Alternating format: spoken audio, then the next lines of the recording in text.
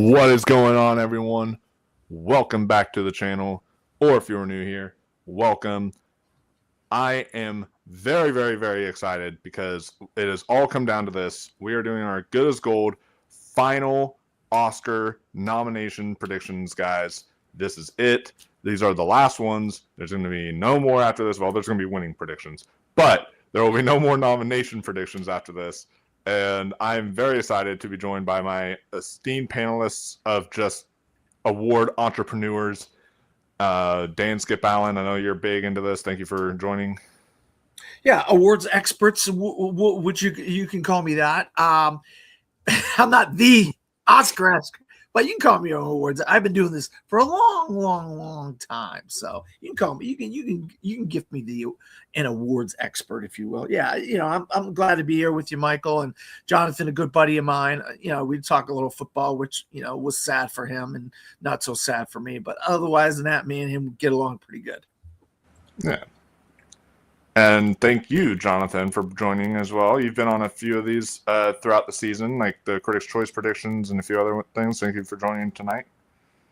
Yeah, it's a privilege. Yeah, I would say most of the categories will be dependent on the one last slot that'll get in. But there are a few other ones that are going to be pretty easy to predict. I think a few ones in the top for sure. So. Yeah, there's a few of these that we'll just like be able to fly through because it's just like, okay, it's like these five and then that's it. And then it's like there's going to be a couple where, oh, we can actually debate this, and yeah. So, but it's mostly going to be debating just like the final slot that we're going to have to be debating tonight. Or what's number 6 for some of these, yeah, or who might be the 6 and such. But yeah, the way we'll do it is we'll go through all 24 categories, guys. And we're going to start off with some of the more lesser categories and then work our ways up to kind of the big categories as it goes along. So the first one I wanted to throw out there is Best Original Song. Okay. So, the music that we don't know if it's going to be performed live or not this year, but yeah, all the songs from the movies, not scores, but songs. And I can start with this one. I think what is basically confirmed as a lock is Golden, and that's definitely a lock. And then I Lied to You. I think is a lock at this point from Sinners. Yes. And then I think Dear Me, because you have to have a Diane Warren song. Yes, I have that too. I think that's locked in. You have to have the Diane Warren slot in there. And then The Girl in the Bubble. Girl in the Bubble I have in there as like kind of locked up now for Wicked. Yeah. And then for the 5th slot, I'm leaning Dream as 1 for Avatar Fire and Ash. Oh. Is kind of where I'm going. And I have that at 6, and I have Train Dreams in. I have Train Dreams. Have Train Dreams. Yeah, because Train Dreams is the basically the dark horse a little bit in terms of getting some nominations, and I think Train Dreams has a little bit of momentum going in. And it does, and it does have the whole like Best Picture package with it. Avatar is not getting Best Picture now, but with Train Dreams it is. So that can help. You would think it would. Yeah, you would think. Yeah. After getting PGA, so yeah. But, I mean, I think that's y'all make a good argument there. But I do have Fire and Ash as 6. Yeah. Same here. I do have it at 6. I forget if Miley Cyrus made it for the last Showgirl song or not. But I remember that song was like on the short list and such. I forgot if she got nominated for that song or not, but I know that Miley Cyrus is like a big star, so I could see that as an upset if they wanted to. If they do have the performances this year, they could say, "Oh, we get to have Miley Cyrus at the Oscars," and or Ed Sheeran if they go for the F1 song. Yeah, or Ed Sheeran. That would be the 7th. Yeah. So it depends on kind of where the Oscars are leaning. If they just want to have like the big stars show up to sing their songs, or if they want to actually give it to what is the best songs, So But it's an easy slam dunk that I think Golden will take the Oscar for sure. Oh yeah. Got that. Golden's easily winning now. I don't think anything's gonna top that. But I think that's a good 5. So I think we'll be set. I think so too. I think we'll be set on that. Golden, I Lied to You, The Girl in the Bubble, Dear Me, and Train Dreams. Train Dreams, yeah. Yeah, I think so. And then now we can, since we did Best Original Song, we can do Best Original Score. And I'll let Dan start with this one. All right, so I have Ludwig Göransson for Sinners. Yes. Johnny Green won for One Battle After Another. Yes. Alexander Desplat for Frankenstein. Yes. Yes. Max Richter for Hamnet. Yes. And Jerkskin Fendrix for Begonia as my surprise. No. Okay, that's it. I Cut. have to see, but the thing with Justin Frendrix, he hasn't gotten in anywhere, but the only thing is BAFTAs haven't happened. And BAFTAs can nominate him for score, and then I know BAFTAs are pretty reliable when it comes to Oscar stuff, but we don't have them to go off of. So What do you got, Jonathan? I'll be quite honest. When I think this was a great year for score. Very good. Sure. Like most of these soundtracks are on my Spotify, including the one that I have in my number 5, and I think it's rising at the right time. I have Daniel Lopatin for Marty Supreme. I got him at 6. Yeah, it's rising pretty hard. Yeah. And Hans Zimmer at 7. I have Hans Zimmer at 6. Oh, interesting. So in the top 7, huh?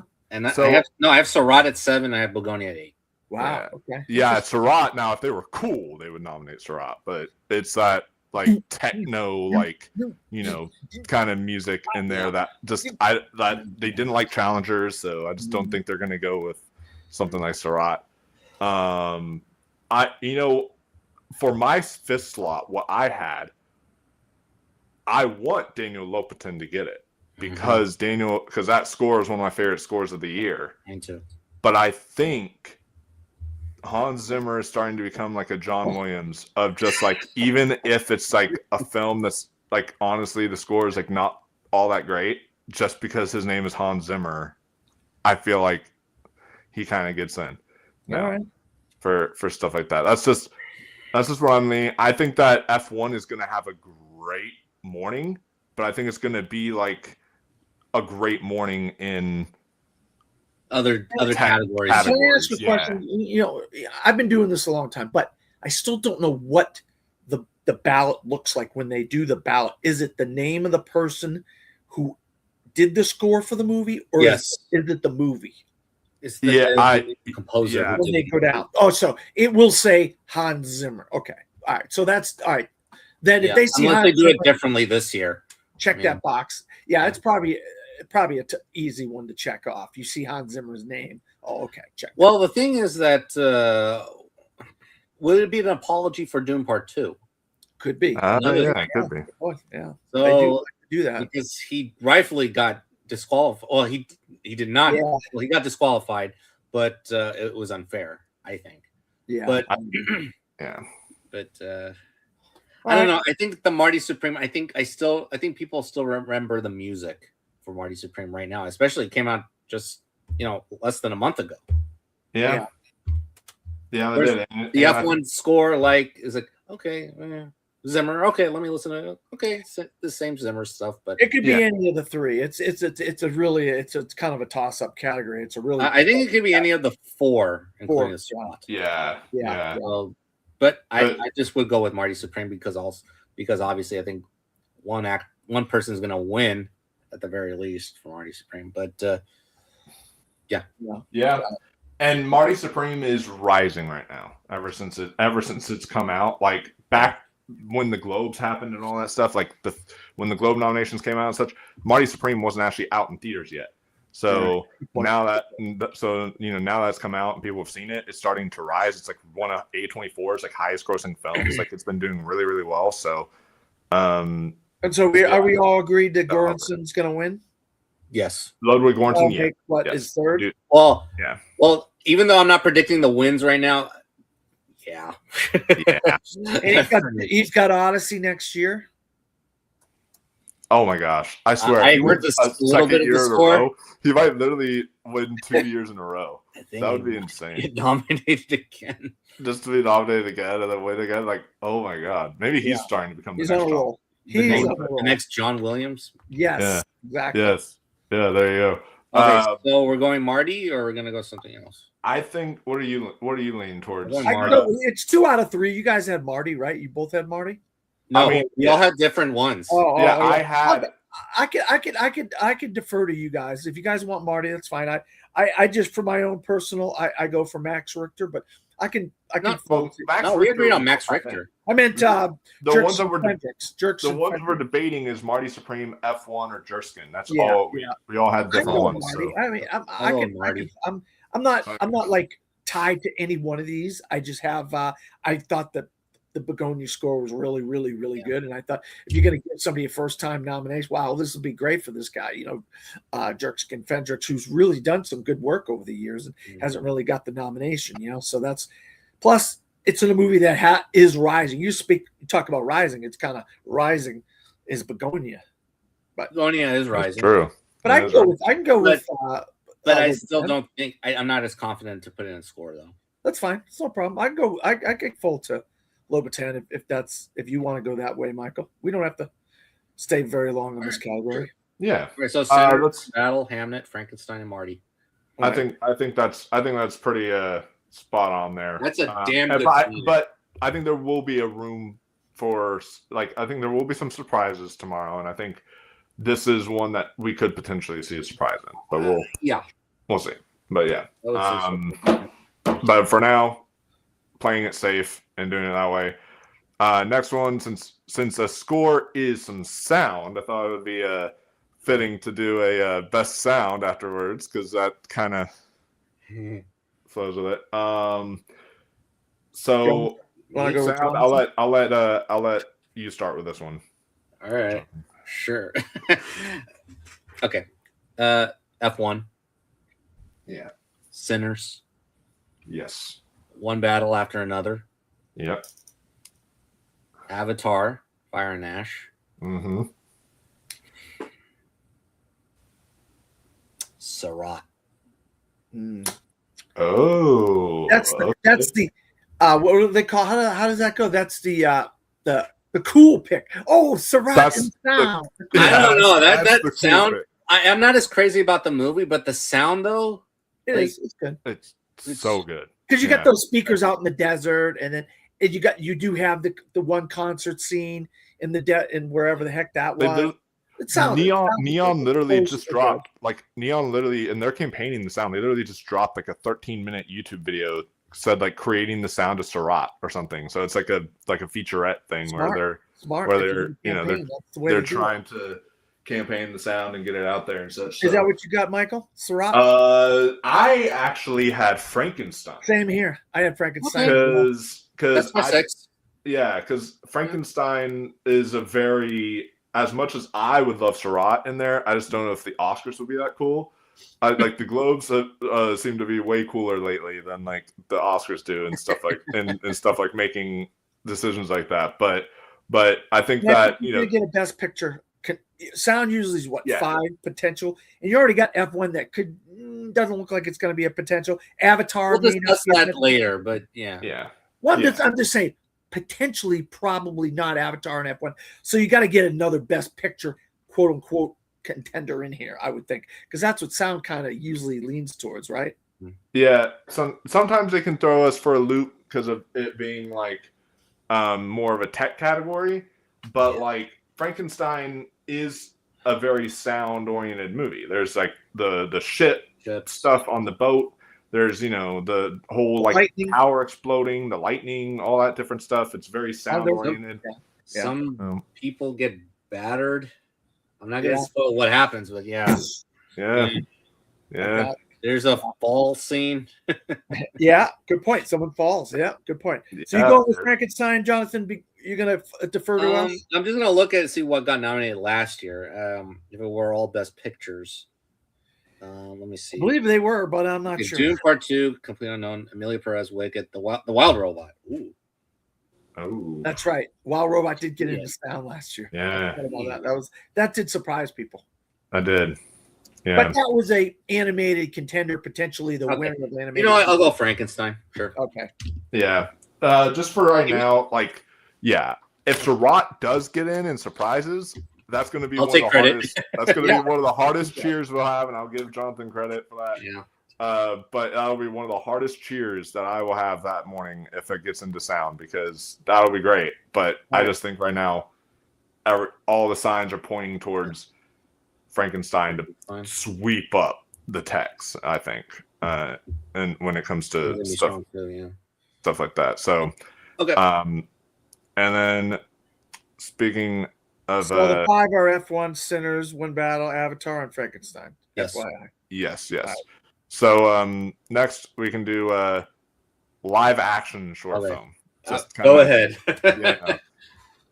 Going through these real fast. So the only ones that the one that I have at number 1 is Rock, Paper, Scissors. And the reason why is because this is a Ukraine war short film that won the BAFTA last year for Best Short. So I was like, so that one seems like pretty obvious.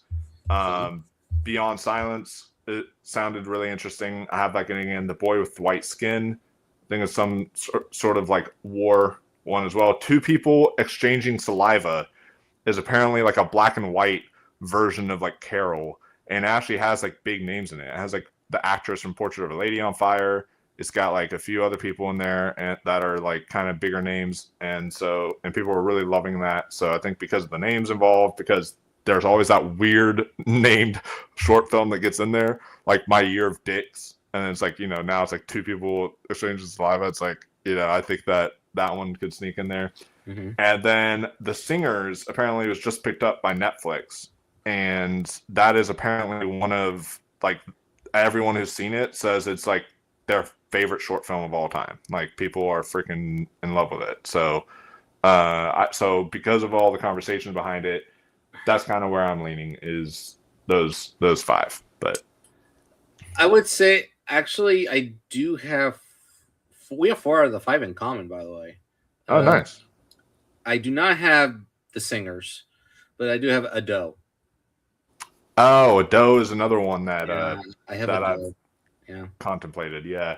But this one sounds interesting. I think it has to do with, like, I think it's a racial one, that something in there from what I heard. Yeah. And I have Ado, Beyond Silence, The Boy with the White Skin, Rock, Paper, Scissors, and Two People Exchanging Saliva. Wow. We agree. Staying at number 6. Butcher staying at number 6. No, Dan and I agree completely.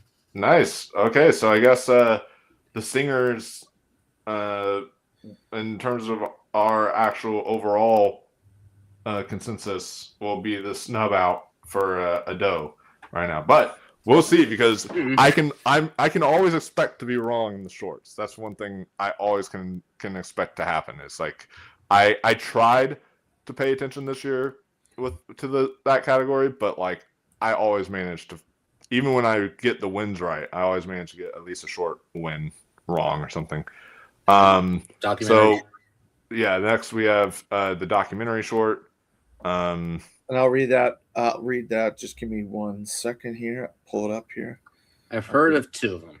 All right. I've seen 2, but yeah.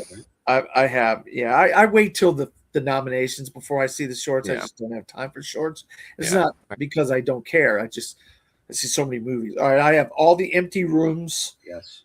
Armed Only with the Camera. The Life of Brent Renaud. I have All the Walls Came Down, Bad Hostage, and Cashing Out. Wait, say the third one again. All the Walls Came Down. No, the life of the one before. The second one I have is on my list is Armed Only with the Camera, The Life of Brent Renaud. Life and Death of Brent Renaud.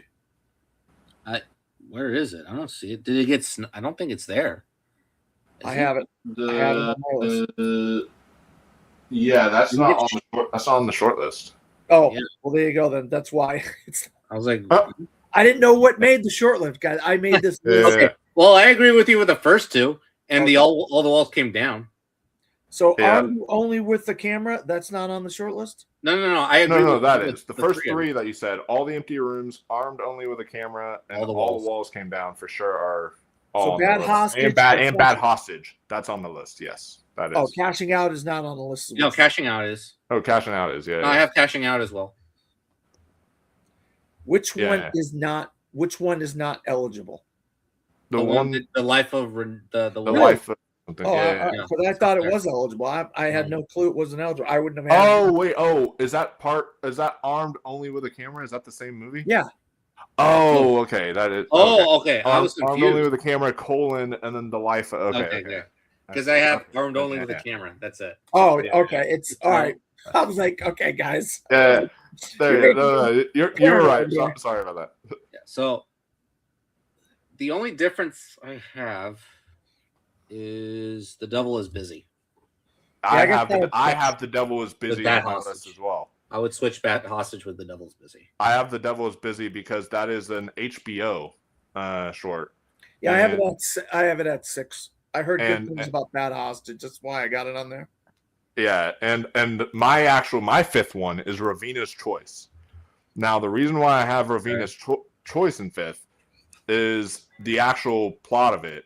It says Ravina's Choice traces the effects of Donald Trump's executive order banning U.S. foreign aid, made within hours of being sworn in office, January 2025. Ravina Naboy's devastating story represents the global impact of the decision on the world's most vulnerable populations and how it stopped decades of progress combating severe malnutrition. And apparently it ends in a clip of Marco Rubio saying oh, people aren't dying from this, they're okay, and all that stuff. And it's and him just trying to be in denial, and it's basically I feel could be a middle finger to Marco Rubio and all that stuff for a politically charged pick for a nominee, I think. So you don't have Bad Hostage, Jonathan. I don't have that one. And you have the Devils. You have the Devils. Devil is busy. And you have but you have a different one. You also have Ravina's Choice, Michael. Yeah, I have over what? Cashing out? I have Ravina's Choice over Bad Hostage or Cashing Out. Oh, okay. Yeah. Yeah, I mean, I could go either way. I'm not really. You know what? Not I'll any of take a these. swing. I'll take a swing with this one. I'll go Ravina's Choice or Cashing Out. Yeah, same here. Yeah. Yeah. And then, Yeah. I'll agree with you. I'll agree with you guys. Especially in today's political climate, I just think that might really hit close to home for people. Good. I'm glad. Hey, thanks for letting me know. I might try to check that out. Yeah. Sure. Okay. And then we got best animated short film, which Okay. is up here. Let me click on that. Okay, cool. Best animated short film. Okay. I guess I'm up. All right. You're up next. All right. Okay. Got Snow Bear. Hold on. Yeah. Okay. Hold on for Snow Bear, Butterfly. How do you pronounce this? Eru? Iru. Iru. Yeah. Eru? Okay. Eru. The Girl Who Cried Pearls Mm-hmm. and Autocar. So Okay, so you got a few different than me. we are This is four, tough. I'll be honest. this is kinda we tough. are four matched, Jonathan, out of the Okay. 5. Okay. Yeah, I got two different than you, Michael. Jonathan. Okay. My 6 and 7 are both Snow Bear and The Girl Who Cried Pearls, but I also have in my 5 Ooh. Cardboard. Bear at 6? Yeah, I have Cardboard and Forever Green. I think Snow Bear is locked in, and the reason why Snow No. Bear is locked in is it's from the director of Brother Bear, so it's a I know. well-renowned director, and it's got 2.8 million views on YouTube. So it's gotten a lot of traction. People have seen it. It's very popular. It's Yeah, I I mean, think- you guys are and- good. You guys are and- good. I agree with you guys. If you guys say Snow Bear, good for you. Yeah, I That's think fine. Snow No Bear's problem a here. good- No argument here. Okay. Yeah. So what are the 4 that you have locked in Wolf? So the 4 that I have locked are Iru, which which premiered in front of Little Amelie, so that's how I got to see it. Okay. Was Iru, and then Snow Bear. I have The Girl Who Cried Pearls, and then I have Butterfly. Those are the ones that are in my. So you don't have Autocar. Me and Mike Jonathan both have Autocar.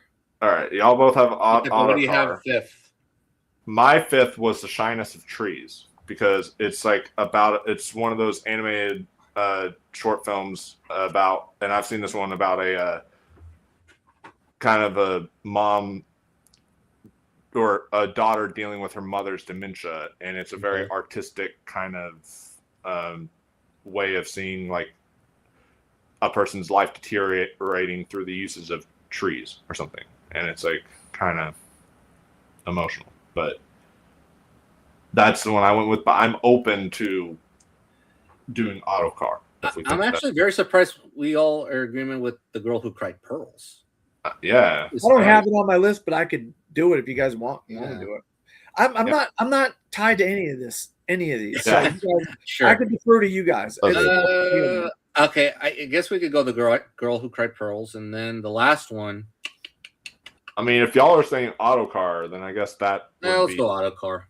So it's Autocar, Iru, Butterfly, Snow Bear, The Girl Who Cried Pearls. Girl Who Cried Pearls. So that's what you And guys what got. is Forever Green? What is that?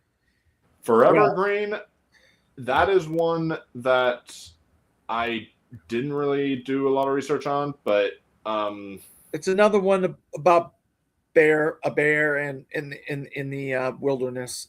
It is. It's like a wooden animation style one. Yeah. The Orphan Bear Cub finds a home with a fatherly evergreen tree until his hunger for trash leads him to danger. So they love trees this season because they have that tree, and then they got the shyness of trees and bears. And bears. And bears. I don't feel confident about Forever Green then. Yeah.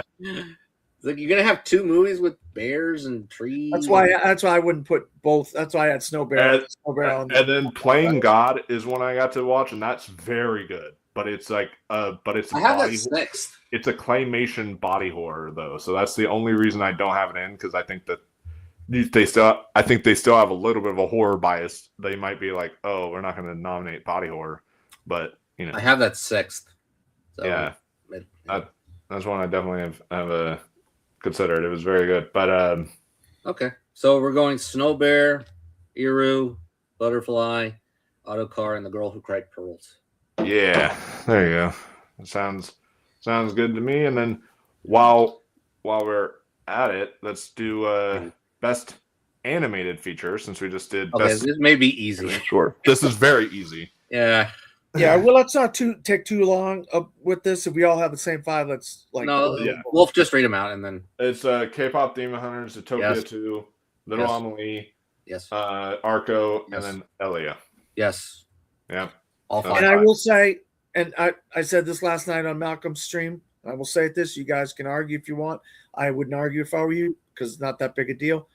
I say this category will have an asterisk after it in the years to come, because the top grossing movie of the year is an animated movie, and the country and the producers did not submit it for American awards. So that's my take on the whole thing, and I believe it, and I strongly believe that Neja 2 is the best animated movie of the year, and it has an asterisk by this category this year, this particular, because of that reason. That's all I'm going to say.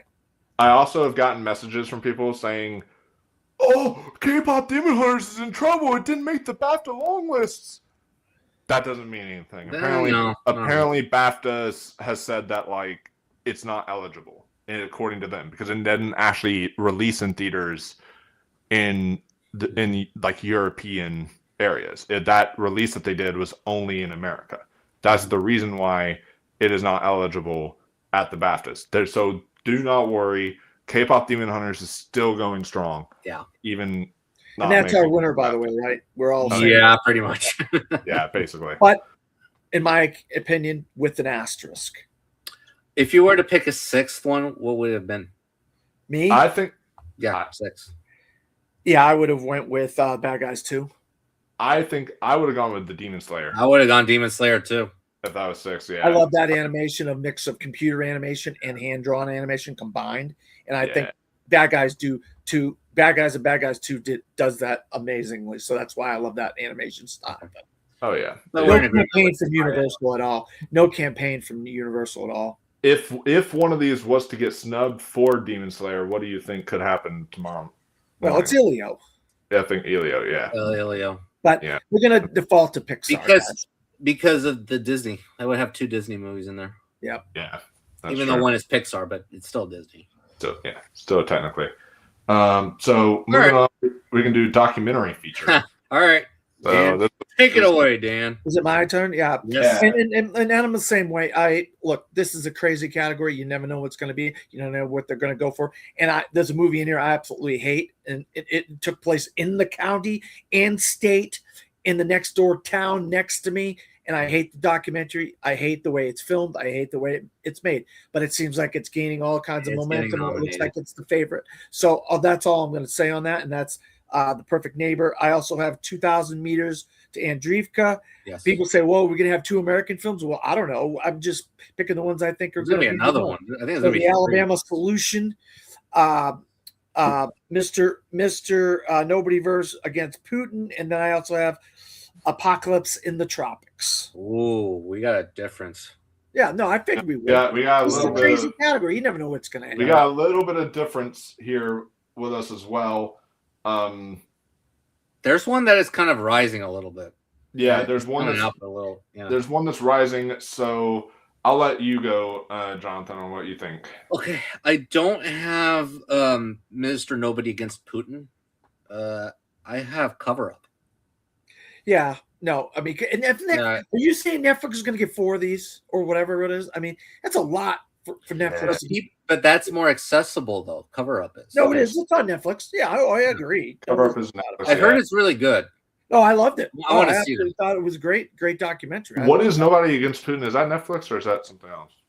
No, that's I don't know. It's journalism. The thing is, it's about journalists who are against that's My Undesirable Neighbor. What am I talking about? My Undesirable Neighbors, I believe, is journalism. That's My Undesirable Friends, you mean? Friends is what I meant. I said, I'm getting my documentaries mixed up. Yeah, that's about journalism. Cover Up's about journalism. Mr. Nobody Against Putin is another one about people that are against, who's going out against, they don't believe what he's doing. Even though they're Russian, they're going against what his whole mantra of going after Ukraine and stuff. It's like these movies, they seem like they're such hot topics right now. So that's why I have 2 of them in the 5 for me. That's why I have 2 of these Ukraine/Russia type things in here. You know what I mean? But My Undesirable Friends would be a 3rd one if we did that. That's about journalists against them. So I have a screener for My Undesirable Friends Part 1. I've only watched half of it because this is a 5-hour-long documentary. Yeah. So it's That's my number 6, by the way. My Undesirable Friends. I've heard. I have it in my 5. Okay. Over what? Okay. So I have it over The Perfect Neighbor. And over Apocalypse in Charleston. The reason why I do not have The Perfect Neighbor in, and let me explain this, is I think the Critics' Choice Documentary Award win hurt it. Okay. Because if you look at ever since the Critics' Choice Documentary Awards have been happening, only 2 of those winners have gone on to be actually nominated at the Academy Awards out of all the years of the Critics' Choice Documentary Awards. So like anything that wins there, like Goodnight Oppie, the Michael J. Fox movie, the Superman one, all those ones definitely do not get in if you win at the Critics' Choice. Here's the difference, though. They got shortlisted. Those documentaries that you named, they got shortlisted before we mentioned them on the what's going to get nominated. Yeah. Whereas The Perfect Neighbor, it's still here. I mean, it's still around. Yeah, but The Perfect Neighbor is shortlisted as well, just like the ones that. Oh no, I'm sorry. It wasn't shortlisted. My bad. Oh, like still wasn't shortlisted. Like it wasn't eligible, and Superman wasn't eligible. Yeah. Except for Goodnight Oppie. Goodnight Oppie was eligible that year, I remember, and it like still lost out on the nomination. I think the Michael J. Fox movie, I forget if that was No. I go all the way back though, guys, Yeah. to the one, the Ben Stiller one, the one he produced with the three identical Three Identical Strangers, and Mr. Rogers. Yeah. That year, where those were easily the favorites from everybody, and they don't get in. You know, so you're right about that, Michael. You're right about that. But you know, I'm just going to go with these 5. These are the 5 I have. If you guys want to, you know what? I'm thinking of changing the one of them for My Undesirable Friends. Yeah, I'm definitely that because the ones I have are right now. I can be swayed either way, but right now I have 2,000 meters to Andrivica. Yeah. Cover Up. Yes. The Alabama Solution. Yes. My Undesirable Friends Part 1. Yes. And Seeds. Those are all the ones I have. I got Seeds at 6. I got Seeds. Seeds is about black farmers, and so it's like kind of black. It'd be a 3rd American documentary, and I don't think they're going to go with 3 American let alone 2 American. You know what? Yeah. I'll take out Apocalypse in the Tropics for My Undesirable Friends. For My Undesirable Friends, all right. Yeah, and then because I think The Perfect Neighbor, I think is a little too hot. Yeah, I don't see 3 of those Ukraine-Russia docs getting in here. I just can't. I can't put my head around 3 of those. What are you doing? Well, because My Undesirable Friends is technically a Ukraine doc, and then so is 2,000 meters to Andrivica. That's 2. I was like, what's that? That's 2. But I have Mr. Nobody Against Putin. So that's why. No, I don't have it. I think that's the one that misses. I think that's because you swap the other one for that one. Is that what you're saying? No, I'm swapping Apocalypse in the Tropics. He's swapping Apocalypse in the Tropics because Apocalypse in the Tropics, like, are we going to get 2 Netflix films in here with a Cover Up and Apocalypse in the Tropics? Oh, don't forget The Perfect Neighbor. 3 if you had those 3. And The Perfect Neighbor, if and if that gets in there, I think 2 of them are getting in because The Perfect Neighbor is like the documentary people are talking about, and Cover Up is on the rise. Yeah, I mean, Apocalypse in the Tropics was quite a while back. That's true. That is true. So, I mean, I guess for the sake of this, we can lean The Perfect Neighbor, even just to be safe. But I think that I still think there's a good shot that could miss, just because at any time you go into I agree. Go into documentary being the front runner. I agree. It is a dangerous territory for you. No, we give you credit on Michael. No, I do agree because this is a very tricky subject to cover because they basically every year this category these people screw us or screw the documentaries. So documentary branch, you can't predict what they're going to do. It's very hard to predict what they're going to do because I go out in left field half the time. But I think that the winner would be 2,000 meters. I hope so. That'd be 3 years in a row. A Ukraine documentary will have won. Yeah, it's still going on. Especially if we see The Perfect Neighbor not in this category. I think you could see 2,000 meters or My Undesirable Friends win because they're both on the rise. And I think My Undesirable Friends might win the Independent Spirit Award, so that might help boost it into conversation. And so, that's one of those ones that they're both Ukraine docs. I could see either one of those 2 kind of taking it. Okay. So for now, we have 2,000 meters, The Perfect Neighbor, Cover Up, The Alabama Solution, and My Undesirable Friends. Yep. Okay. Sounds good to me. That sounds good to me as well. We can also quickly run through international feature now, if you want to take us away. Okay. That one. This is me. Okay. Yeah. Let's just real quick, Jonathan. Are you going with the Neon 5? Well, let's see. Can you just say yes or no, so we don't have to talk? Just to make it quicker. Question about this? Is it yes or no? I have all 5. All right, I have all 5. Michael? I also have all 5. All right, let's get out of this. There is one that could sneak in, and that will be the voice of Hein Rajab. I disagree. I think if we're going to get somebody else in here, it is a Netflix doc, and they do international feature. They've done very well in this. Left-handed girl. Left-handed girl. That would be my. That's 7. I could see I could see the left-handed girl.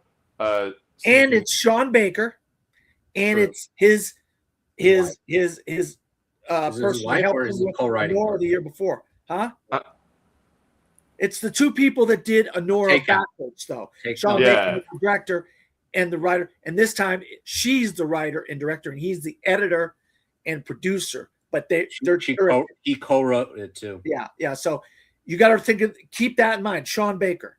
He's my, already number, got 4. my number 7 I had was actually like Baylin or Baleen, however you say it, because No, that's like nothing.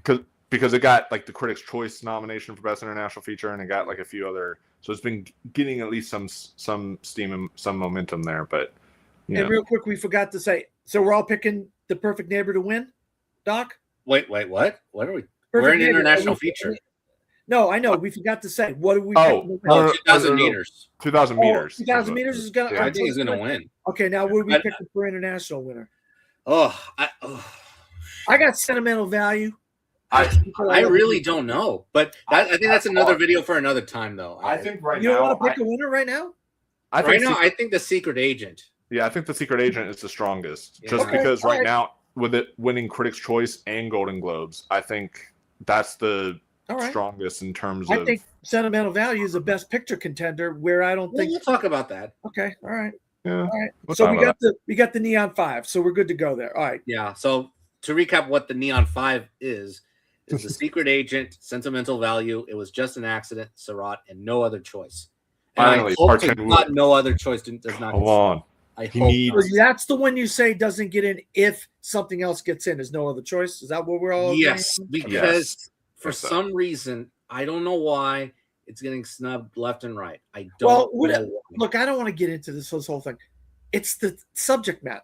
You're going to kill your competitors so you can get a job? No, that's not my point. It's the timeliness about unemployment being on the Yeah. rise because of machinery and stuff like that. Yeah, but also just the fact Park Chan-wook has just never been celebrated by the Academy. I don't know. And it's just it's like, I hope that time finally comes. And he got kicked out of the Writers Guild for He did. during Yeah. the strike. So we'll have to see how that might, if that probably will affect screenplay. This could be its only nomination is international feature. So like I'm hoping it can get that. All right. So what's next?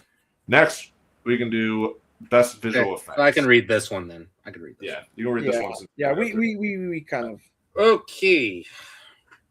Avatar. That might be the winner anyway. Avatar, Fire and Ash. For sure. F1. Frankenstein. Mhm. Superman. Yeah. Sinners. Oh, we did. I have one different. We have one different as well. Just one. Yeah. I don't have Wicked for good. I have. I have Wicked for good because Oh. I don't like it, but I think Wicked will sneak in there because it's much more effects heavy Those Then- visuals. Ugh. than something like Sinners. Like you see, oh look at that, there's some flying monkeys. Oh look at that, there's a lion. this. Oh look at that, there's a CGI scarecrow. Oh look at that, there's this and that. Like I think I agree with Michael. that kind of I think Wicked Fine. just Wicked has for more good. of the CGI effects kind of heavy. Look, even if they're not good, they have. It's my number 6 anyway, so it's fine. Yeah. Sure. The one I hope that it could be a sneaky one that could be there at the Lost Bus. I mean, that could be sneaky. Yeah, the fire. That could be sneaky. The Oscar. Yeah, I think the Lost Bus could so be a sneaky one to get in. Yeah, That I is agree. one. I got that at 6. That's what I have at 6. Okay. So I would switch it actually. yeah, Yeah, you're right. You're right, Dan. I would put it at 6 now. Yeah, Yeah. you're right. Yeah. I think because like the fire effects and everything and how that will Well, pretty actually good. that'll affect voters and like how Yeah. voters who are affected California. by the actual wildfires, Yep. it might How many Huh. voters that- may have lost their the home? one- Who knew? How do we vote know? for it and such. So Because it could relate to them. yeah. So and I'm thinking about it now. Like, do I put it in the 5 now? I do want to point this out. Shit. So far, I think at visual effects awards, I don't think Frankenstein has gotten in like any visual effects I stuff. don't know why. So there's a chance that maybe this is the one tech it misses. Probably. You never know. We'll see. I don't know. We'll see. But I will say this is the five we're going to go for now. But watch out for the Lost Bus. Yeah, That's the one. that's the one to really look out for as a surprise. So Are you doing this next one, Michael? so Make it more fun? Avatar, F1, Superman, Frankenstein, Wicked for Good. Yeah, We got Avatar runaway winner, right? Yeah, runaway winner. Yeah, I don't think anything. I don't think the Oscar already. Yeah, just carve the name in there. You know, it's like So I'll do this one next because on top of visual effects, something that is also visually stunning is cinematography. Oh, okay. There we go. So the ones that I have for cinematography, I have Frankenstein. I have Sinners. Yes. I have Hamnet. And I have Train Dreams and One Battle. I have a difference. Oh, really? What do you have? I do agree that this should be the 5, but I have something crazy that might happen, and I do not like that. I think they're going to match the 5 that were nominated at ASC. Oh, yeah, Marty Supreme. Yeah. Yeah. I got it at 6.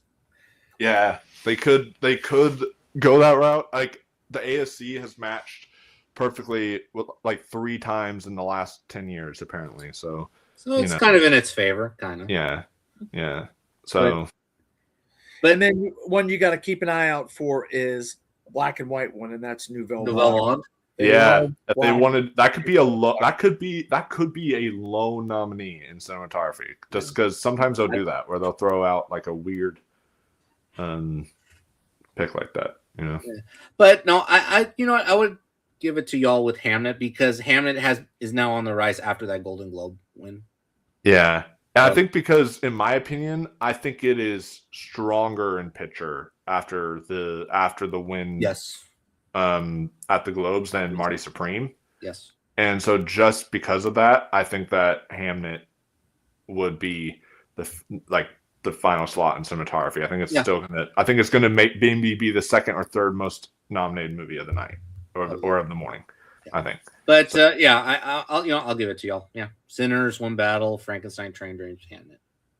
Yeah, I think that would be good. My personal one I would want to win is Train Dreams. That's what I think is. I think that may happen. That's what I happen to win as well. Because I think that could be the surprise win.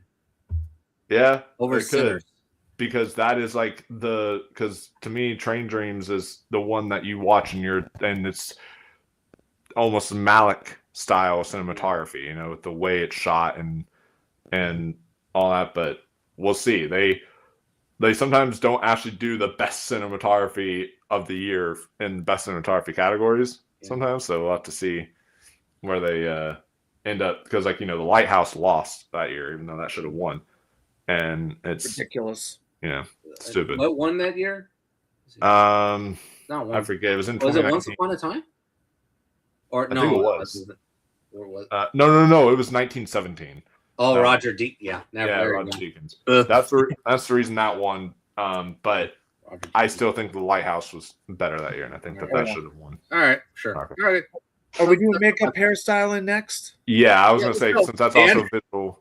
Let's do makeup. Go ahead, Dan. You knew I wanted to chomp at the bit at doing this one, didn't you, Jonathan? Oh, yeah. All right, I got Frankenstein. Yes. I got Wicked for Good. Yes. Because of the man behind the makeup and hairstyling, I'm going with a lone nominee, The Smashing Machine. Yes. And because of one character at the end of the movie, I'm going with One Battle After Another. And because they're going to have a bunch of nominations for that movie. So I just think they'll just, One Battle. Okay. And he kind of looks kind of ranky looking at the end of that movie. Sean Penn does. So I'm going to, only for that reason, I'm going to go for One Battle. And my no guts, no glory pick of the entire nominations tomorrow. If I see this pop up, I am going to jump for joy. And that is The Ugly Stepsister. Okay. Oh, Here's the thing. I do have the ugly stepsister, but I would not take out Sinners. Yeah, but, Yeah. No, I okay, would but not. where's the makeup? Where's the makeup? The I mean, makeup, the guy, Sammy. You know, remember that's oh, the big guy. Okay, all right. Yeah. Yeah, granted, there's a lot of hairstyles. the vampires. Yeah, the vampires, the way that they're. They Jack don't go for O'Connell is horror really- effects. They don't go for horror effects that much. And I know the Ugly Stepsister is technically a horror movie, but it's better visual effects, and there's a lot of hairstyling with the period hairstyles and stuff. So that's why I'm going for One Battle, because it's probably going to be the odds-on nominations leader and Sean Penn. Yeah. And then my No Guts, No Glory, I'm going with the Ugly Stepsister. Well, the thing is, you guys have different. That's fine. The thing is, I took out One Battle. I put the ugly stepsister. Oh, but you have Sinners in. You think Sinners gets in for this, huh? Yes.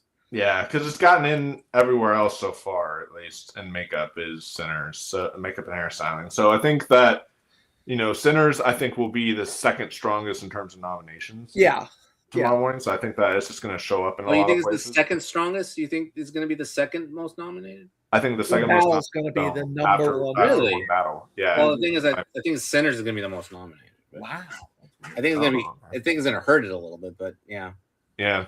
Well, I can disappear. I could take One Battle and put Sinners, and then we're all matching, right? Or no? Yeah, I think This is the one, like one of the very few hope dictions. I hate to do that, but no. The Ugly guts, no Stepsister is glory, great. Jonathan. No Yeah. guts, no Sometimes glory. hope dictating works. It has happened. Yes. It didn't work for us with the Critics' Choice when we Yeah, tried to we predict did. Ugly Stepsister, but the Oscars are not the Critics' Choice, No. so they could be different. So we're all gonna go. Okay, so we're all gonna go Ugly Stepsister. What are we taking out? One Battle. I'll take One Battle out, put Sinners in. We're all matching, right? Yeah, Yes. if we did that, if we took Personally, One I Battle, would take out Wicked. Wicked, but yeah. Frankenstein, Wicked, Smashing Machine, Ugly Stepsister, Sinners. That's what you guys want to go with, right? yeah, Now, what wins? Frankenstein? Frankenstein. yeah, Frankenstein wins All right. because of the makeup Jacob they put Elordi. on Jacob Elordi and how much time that took and everything. Like, Okay. I think, Even and also though the Ugly Stepsister is hairstyles better. too I like for it. like Mia And Goth. it's not just him. I mean, Mia Goth has a lot of Yeah. stuff going on. And Yeah, there's a lot of different like makeup and hairstyling effects in there. So I think Frankenstein, I think it's going to win a lot of text too, because we're going to talk about two other categories here right Let's now. get into what costumes. are we doing? So what am I Jonathan going to should be doing costumes. Do you want to do which one do you want to do? Do you want to do costumes or production? Production. Okay. All right. How about you do production design then? Okay. Sure. What do you think? Frankenstein. Yep. Hamnet. Mm-hmm. Sinners. Mm-hmm. Wicked for Good. Yep. Avatar. Hmm. Well, you and I are matching for 5 for 5 right now. Wow. Okay. I have one different. Okay. And my number 6 is Avatar, so I could easily put that in and not even tell you what my number 5 is. Just Is it to Marty? match. Yes. There's Yes, more- it is. yeah. Yes, it I is. thought about it. Like, what's the production to that? Is it the? It's New York. It's the city. It's Oh, right. it's- Yes, they had to replicate the city. That's true. It's just the apartments, the various venues that they go to play ping pong at. It's just the bars, That's the true. bowling alleys. I mean, the places look incredible. Oh shit, Matt, you're right. That's true. And it is rising, but the thing, no, but they both came out at the same time. That's my problem. And I think I hate to say it, I believe Avatar is falling when it comes to movie predictions for the Academy Awards. I think it's going to be a lone win for visual effects, and I just think I see Marty rising and Avatar kind of going down. So that's why I mean, but there's also a package of like Avatar. It could get visual effects, but also could get like song, and it could get could get in there for So you know. but Marty has got way more of a package going, guys. Don't we think? Because the difference with because Avatar: Way of Water got in for production design, but the difference was that was nominated for Best Picture. Mm-hmm. And I don't think Avatar Fire and Ash gets in the best picture, even though I like it better than Way of Water. I'll be honest with you. I think that's a better movie than Way of Water. That's just my 2 cents. But so that's why I got Marty in. If you guys want me to go with Avatar, I'll go with Avatar. You want to do Avatar or you want to switch to Marty? They do like to every now and then they like to nominate, like I think Once Upon a Time in Hollywood got a production design nomination. It won. And it won that year and all that. Because they made modern Hollywood look like 1960s Hollywood. And so they do love that style of production design where you take something like that and replicate a time period that a lot of these voters lived in, so I would be willing to switch out Avatar for Marty Supreme. Ditto. I think I would be willing to switch that out because I've heard some people come in there saying, "Oh, well, what if one battle after another gets in here?" I think that they don't like contemporary production design because apparently Benicio del Toro's apartment didn't look like that before they started filming, and then they went and made it look that way with the production design and all that. So it's nice contemporary production design, but they normally don't go that way. So I think Marty Supreme is a safe bet. Okay. If you're not going to go Avatar, I think that's a safe bet. This would be the first time ever, that an Avatar movie would not get nominated for production design. Yeah, but it's because it's also the weakest in terms of its awards package this year. Yep. So, and I agree there. Yep. Yeah. So what do you got next, Wolf? So real quick, round out our 5 for production design, just so people know. Frankenstein, Sinners, Hamnet, Wicked for Good, and Marty Supreme. Cool. And next we got, just watch out for Avatar. Don't be surprised if Avatar is good. Oh yeah. Well, yeah, we'll definitely be on the lookout for that because that could easily sneak in there. For best costume design, and I'll handle this one. This is tricky. I'll be honest. This is very tricky. So I have Frankenstein. Yes. Wicked for Good. Yes. Sinners. Yes. Hamnet. Yes. And then Hedda. Wow, you're going Hedda. I understand why. John, I think that they could do some weird. They do weird stuff in these categories sometimes, and I think that could be one that's like a lone nominee for the movie because of all the dresses, all the designs, all the looks, and everything of like what Tessa Thompson wears, what other people wear.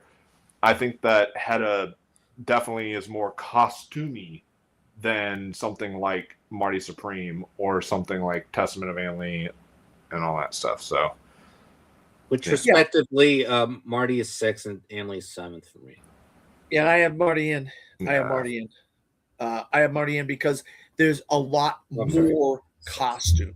There's men's costumes. There's women's costumes. There's dresses. There's all kinds of suits and ties and various thousands of costumes in Marty Supreme. And then you also have your dresses in Frankenstein. So you kind of check that box with Frankenstein, whereas Hedda, that would be its only nomination. Are you going to give it a one-off? It has happened. It has. It has. I'm not saying it has. We're saying the Smashing Machine is going to be a lone nominee in makeup. So, makeup, that has happened, though. Yeah, that's happened in makeup. So I feel like even though it's a first-time costume designer, there's so many kinds of costumes and suits and dresses and all butchers thing. I mean, all kinds of different clothing, and it's all period to the 1950s.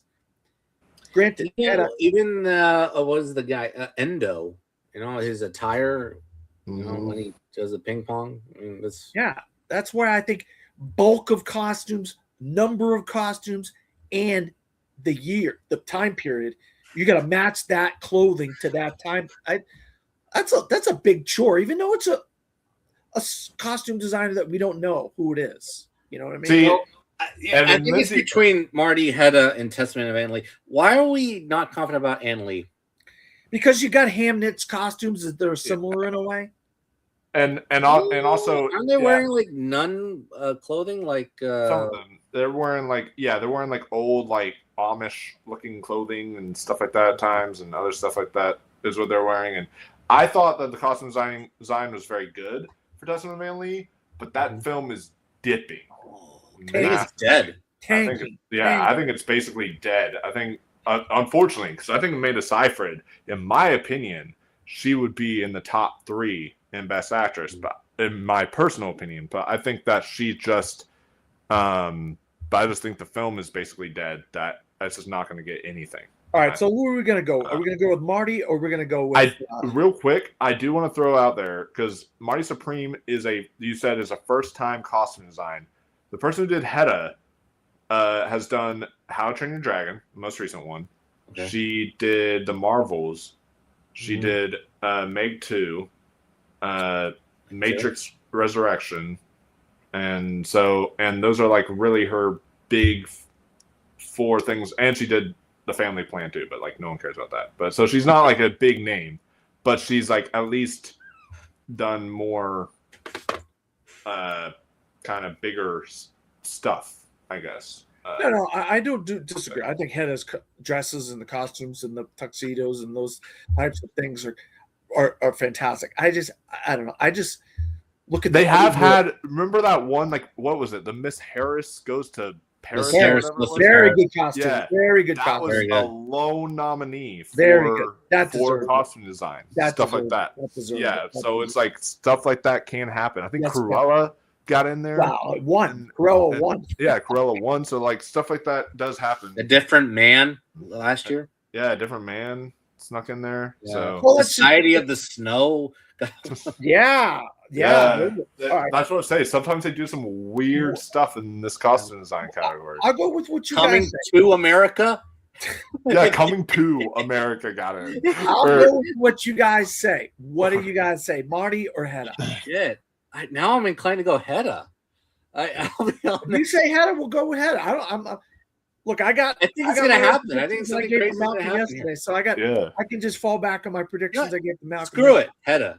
Yeah, let's make it interesting. I like chaos. Let's go with some fun chaos. And what wins? What wins? Frankenstein. Yeah, you got to get it. Those dresses on Mia Goth are God! Not just the dresses. If Wicked was clothes better, on Oscar Isaac and Christoph Waltz. I mean, just Jesus. Yeah. Oh yeah. All right, so we're next with Frankenstein, Sinners, Wicked for Good, Hamlet, Hedda. Hedda, yeah. All right, okay.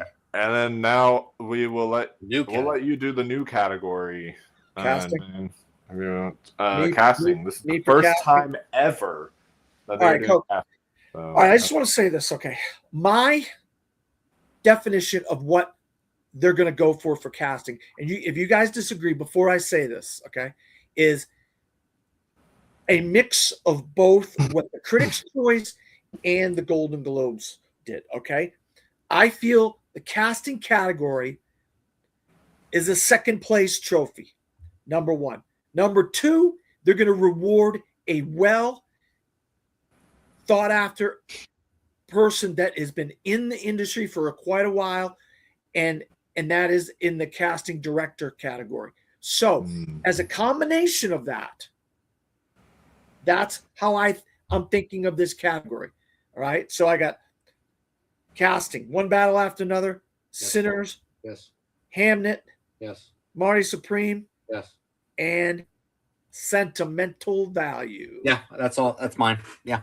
And we are one off for mine. One off? Okay. My winner is Sinners. Go ahead. So, I wanted to throw this out there because of the story behind the film.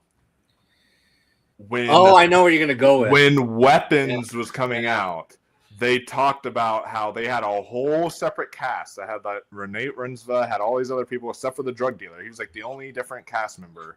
And then they brought in this cast, and it's the whole story behind the film. It's on the special features. It's on all these different stuff. That it's like that is what they have been kind of pushing, is that they have this whole new cast of people that you follow each individual character as the film goes along. And so you really get attached to the cast, and they all did a really phenomenal job with the roles that they had. And, one of them could potentially be winning a Best Supporting Actress. Potentially. Potentially. So you're saying it's a 2-horse race now. You think possibly Amy Madigan could pull in Weapons in the casting character and a potential nominee for that because she's going to potentially win Best Supporting. That's a lot of potentials.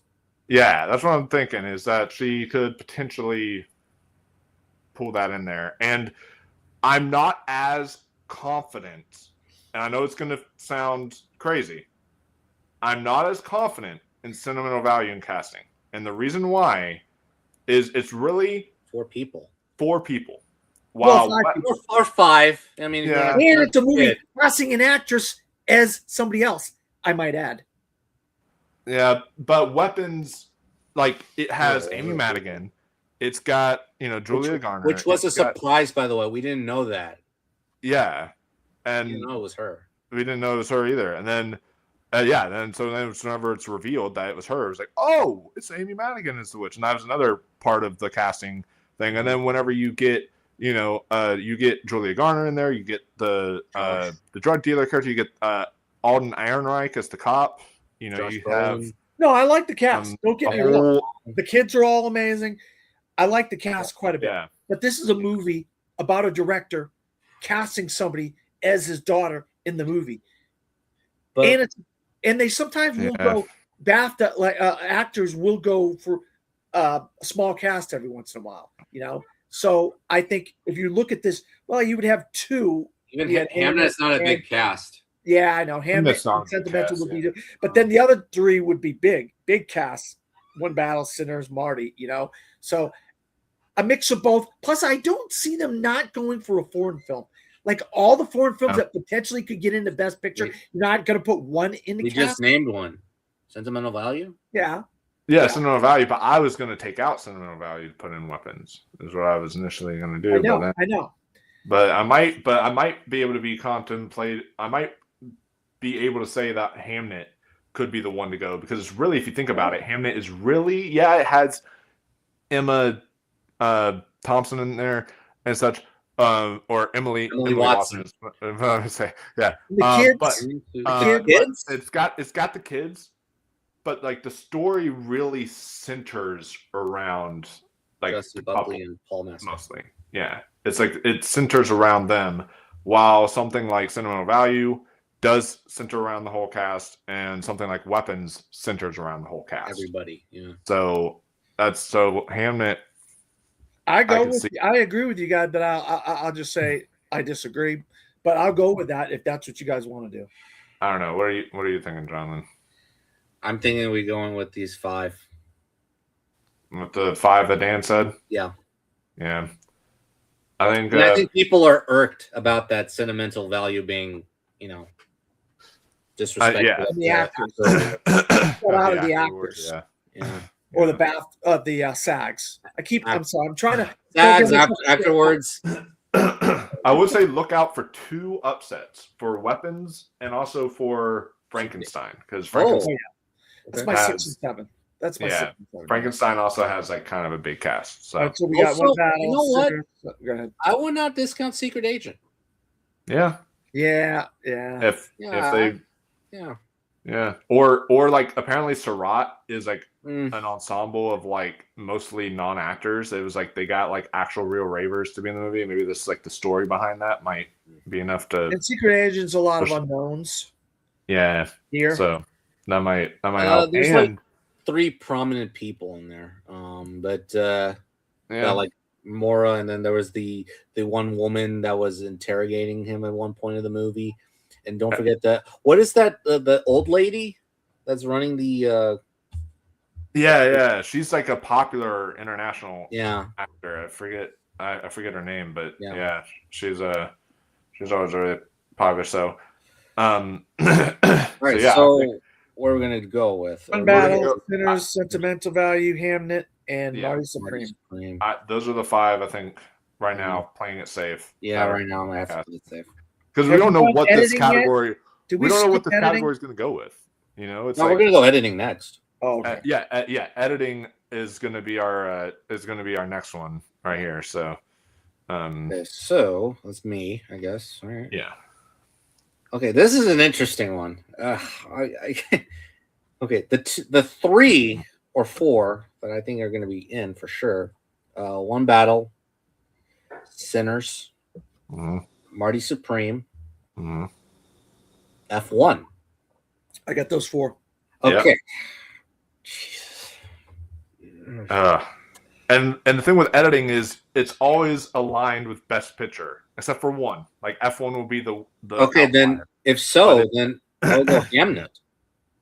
Yeah. Yeah, I Because don't think it's fancy though. Come on, now. Huh? You really Sorry? think that's fancy editing? No. no, that editing in that That's third the act. better editing, doesn't it? The editing in the third act, the ending scene is really good, but I don't know, that editing, that moment there, that really got me in tears. yeah. Just I actually initially was thinking like either that or sentimental value. Yeah, I had sentimental value myself, but hey, Either one. that's my I could- 6th.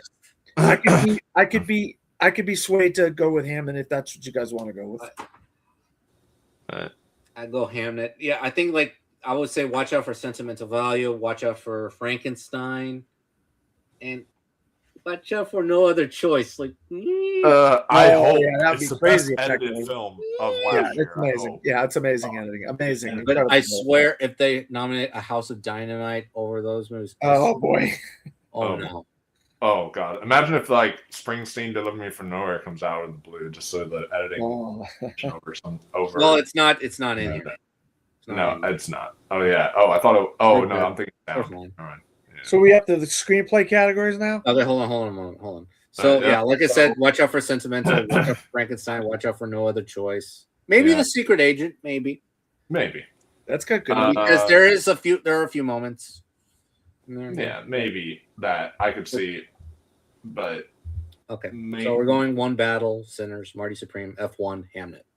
Yeah, and I think it's going to be mostly that, but then look out mostly for sentimental value. Or What Frankenstein. wins editing? What Those wins editing, in your opinion?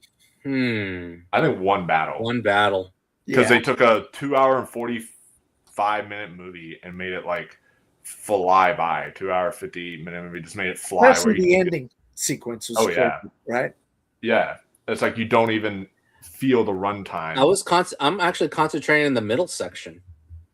Yeah, You know, with the phone call and Sergio. I mean, Sensei. but also Yeah, the way that car chase was edited at the end too, like it felt seamless. it's like that was very seamless and so Yeah. well done. So I think that that can definitely get into that can definitely get the win for editing. So the one that I want to do, since it's on my turn now, we'll do the screenplay categories, but I want to do original screenplay because this one's more interesting, and I kind of have a hope dict. Oh shit! Yes, you're right. Popping up in there because for the most part, we're gonna be right on 4 of these. 4. So the 4 I have sentimental value. Yes. I got Sinners. Yes. I have It Was Just an Accident. Yes. And Marty Supreme. Yes. All right. So then now it's just this 5th slot, and the ones that I am It debating was like 4 between is 4. So we've got The Secret Agent, we've got Sorry Baby, we've got Weapons, and we've got Blue Moon. Oh boy. I'm going with Blue Moon. I mean, sorry, baby, but I'll agree with whatever you guys say. So I think that Julia Roberts is gonna make a difference. yeah, and I think also There's another movie we haven't talked about actually. I think that screenplay is something that in one of the screenplay categories you are allowed to have lone screenplay nominations. That happens quite often. We've seen like Logan wasn't it lone screenplay Logan nomination. was one. We've seen several other ones before that's just like been nominated only for screenplay, and that's been it. So I think something like that could happen for Sorry Baby. And then there's the package of like The Secret Agent, how well that's been doing, how well that's been rising. Yeah. And Weapons. then weapons, but also Blue Moon is very righty. It's literally just people in a bar talking for I mean, like Ethan an hour. Hawke has like 3 or Hour 4 and a half. monologues in that movie. Right. Yeah. Oh yeah. My thing, I think, and this is, you guys say if you disagree or not. Julia Roberts stepped up to that podium at the Golden Globes and she said, "I love Sorry Baby." And then all of a sudden you see interviews with people popping up on online and YouTube and stuff. "I saw Sorry Baby. Wow, that's so good." Like, yep, that's to me, that is enough motivation to go with Sorry Baby. But if you guys go with something else, Before I reveal my answer, Wolf, what are you gonna go with? So I didn't get to say what my fifth was.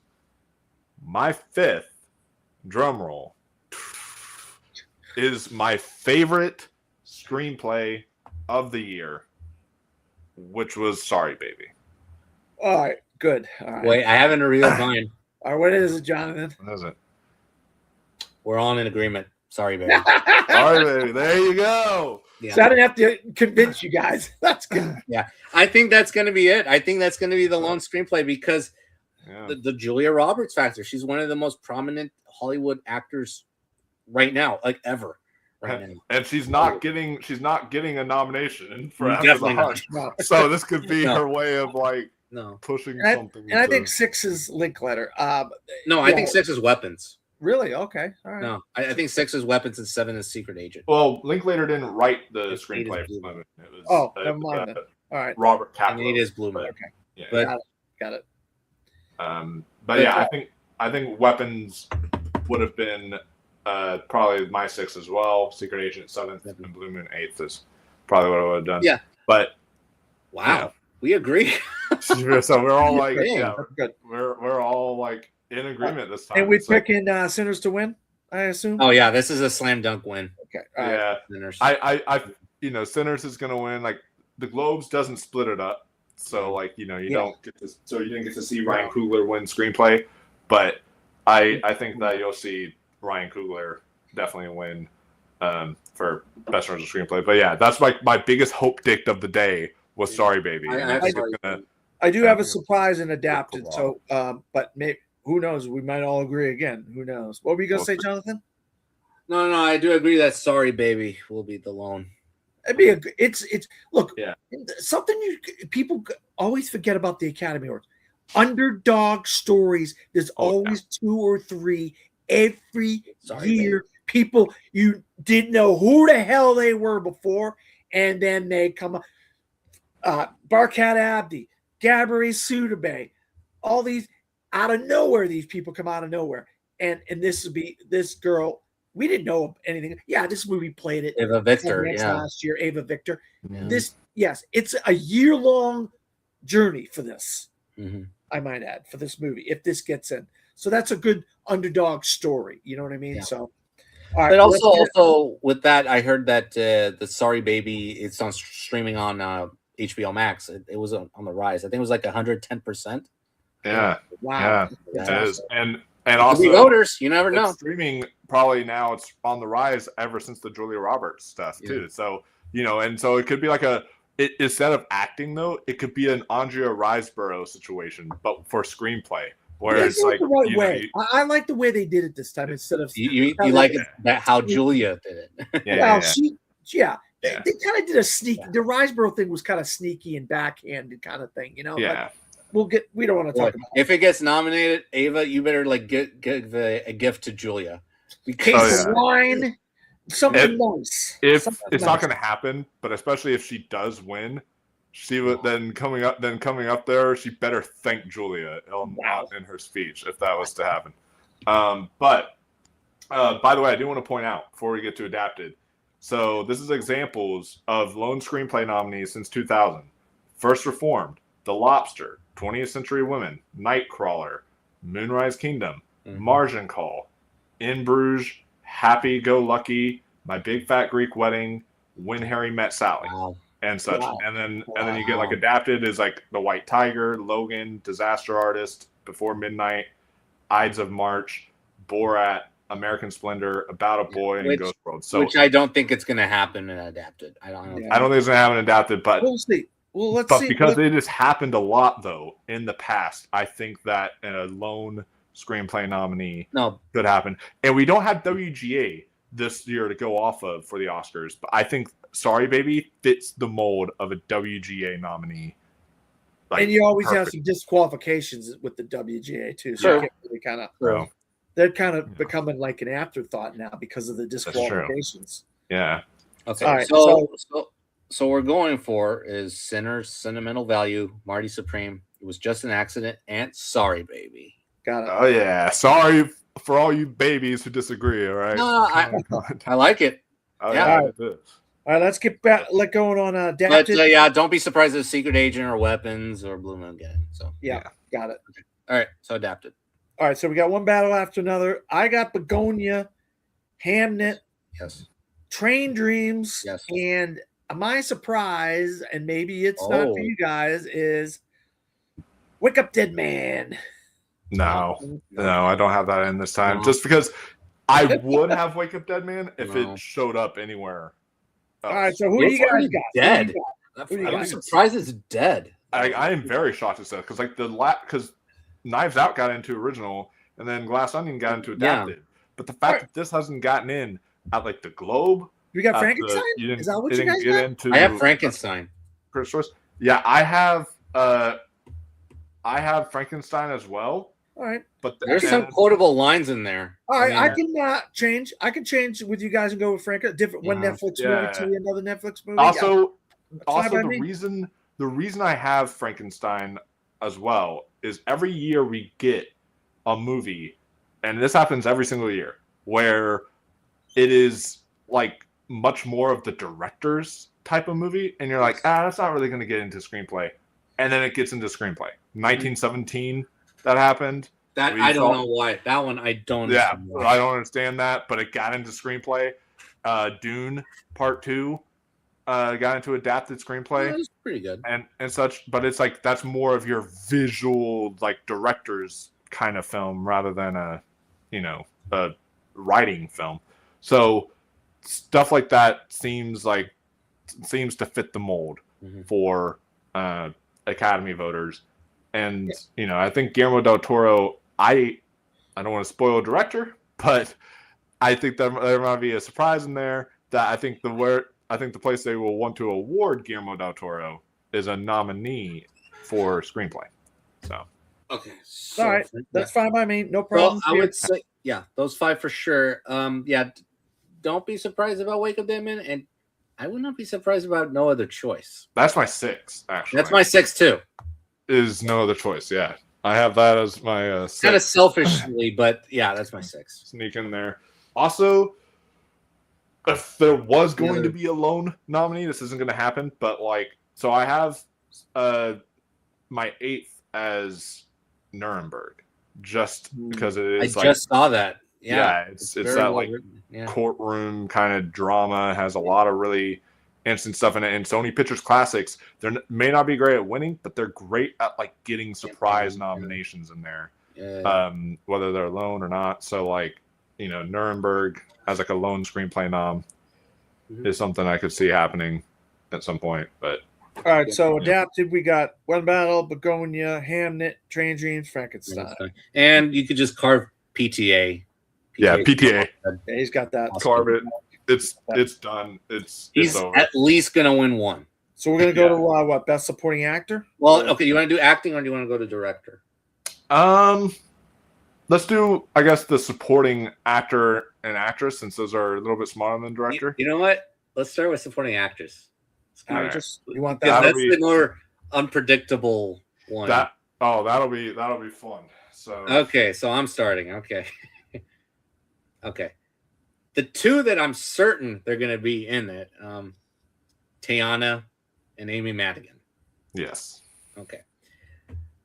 The third one, I think it's most likely because of the fact that it's going to be Inga Lilius.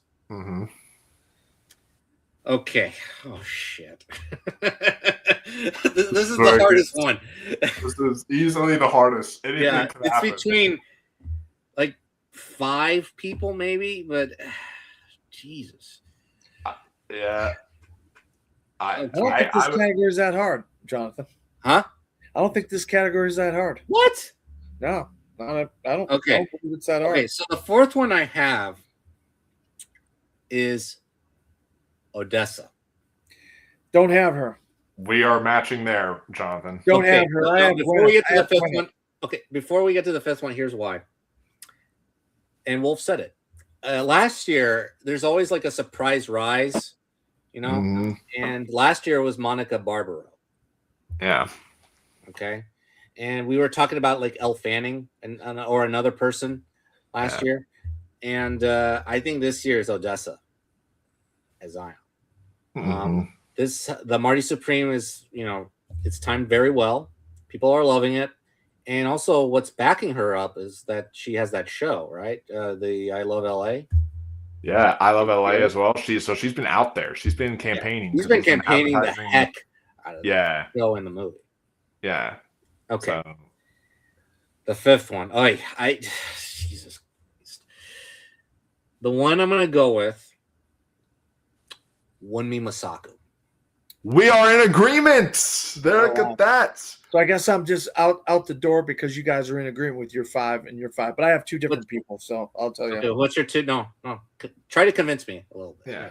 Well, you got the good witch, the wicked witch of the Amy the Madigan. good witch, the good witch, the good witch from Oh, Wicked. yeah, Ariana. Yeah, Ariana Grande. Ariana Grande. Who's your fifth? And I have Gwyneth Paltrow over. You got Gwyneth. But yeah, I have. That could happen. I think your new up and comer is Lilius. I think your new up and comer is. Oh, I agree on that one. Imps daughter Lilius. That's who I believe the. I think here's the thing though.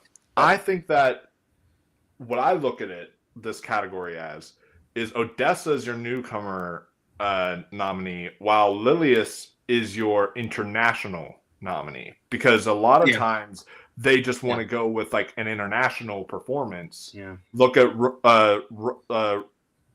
De Tavira or whatever her name was in Roma. Marina De Tavira. Yeah, Marina De Tavira, where it's like she came out of nowhere. She came out of nowhere and just snuck in there for Roma. Like, who? All of a sudden and such. So stuff like that could happen, and that's why I have been seeing some people throw in, and this was her name, was Tania Maria from The Secret Agent. Some people threw that name out there of like, if The Secret Agent is starting to rise. Who is that again? That's the old lady, the one that had like the glasses and such. Yes. Yeah, that old lady that was in the movie. That like some people were saying if that film is starting to rise, that maybe Tania Maria could also sneak in there. But I think that what they are going to go with is their international pick is going to be Inga.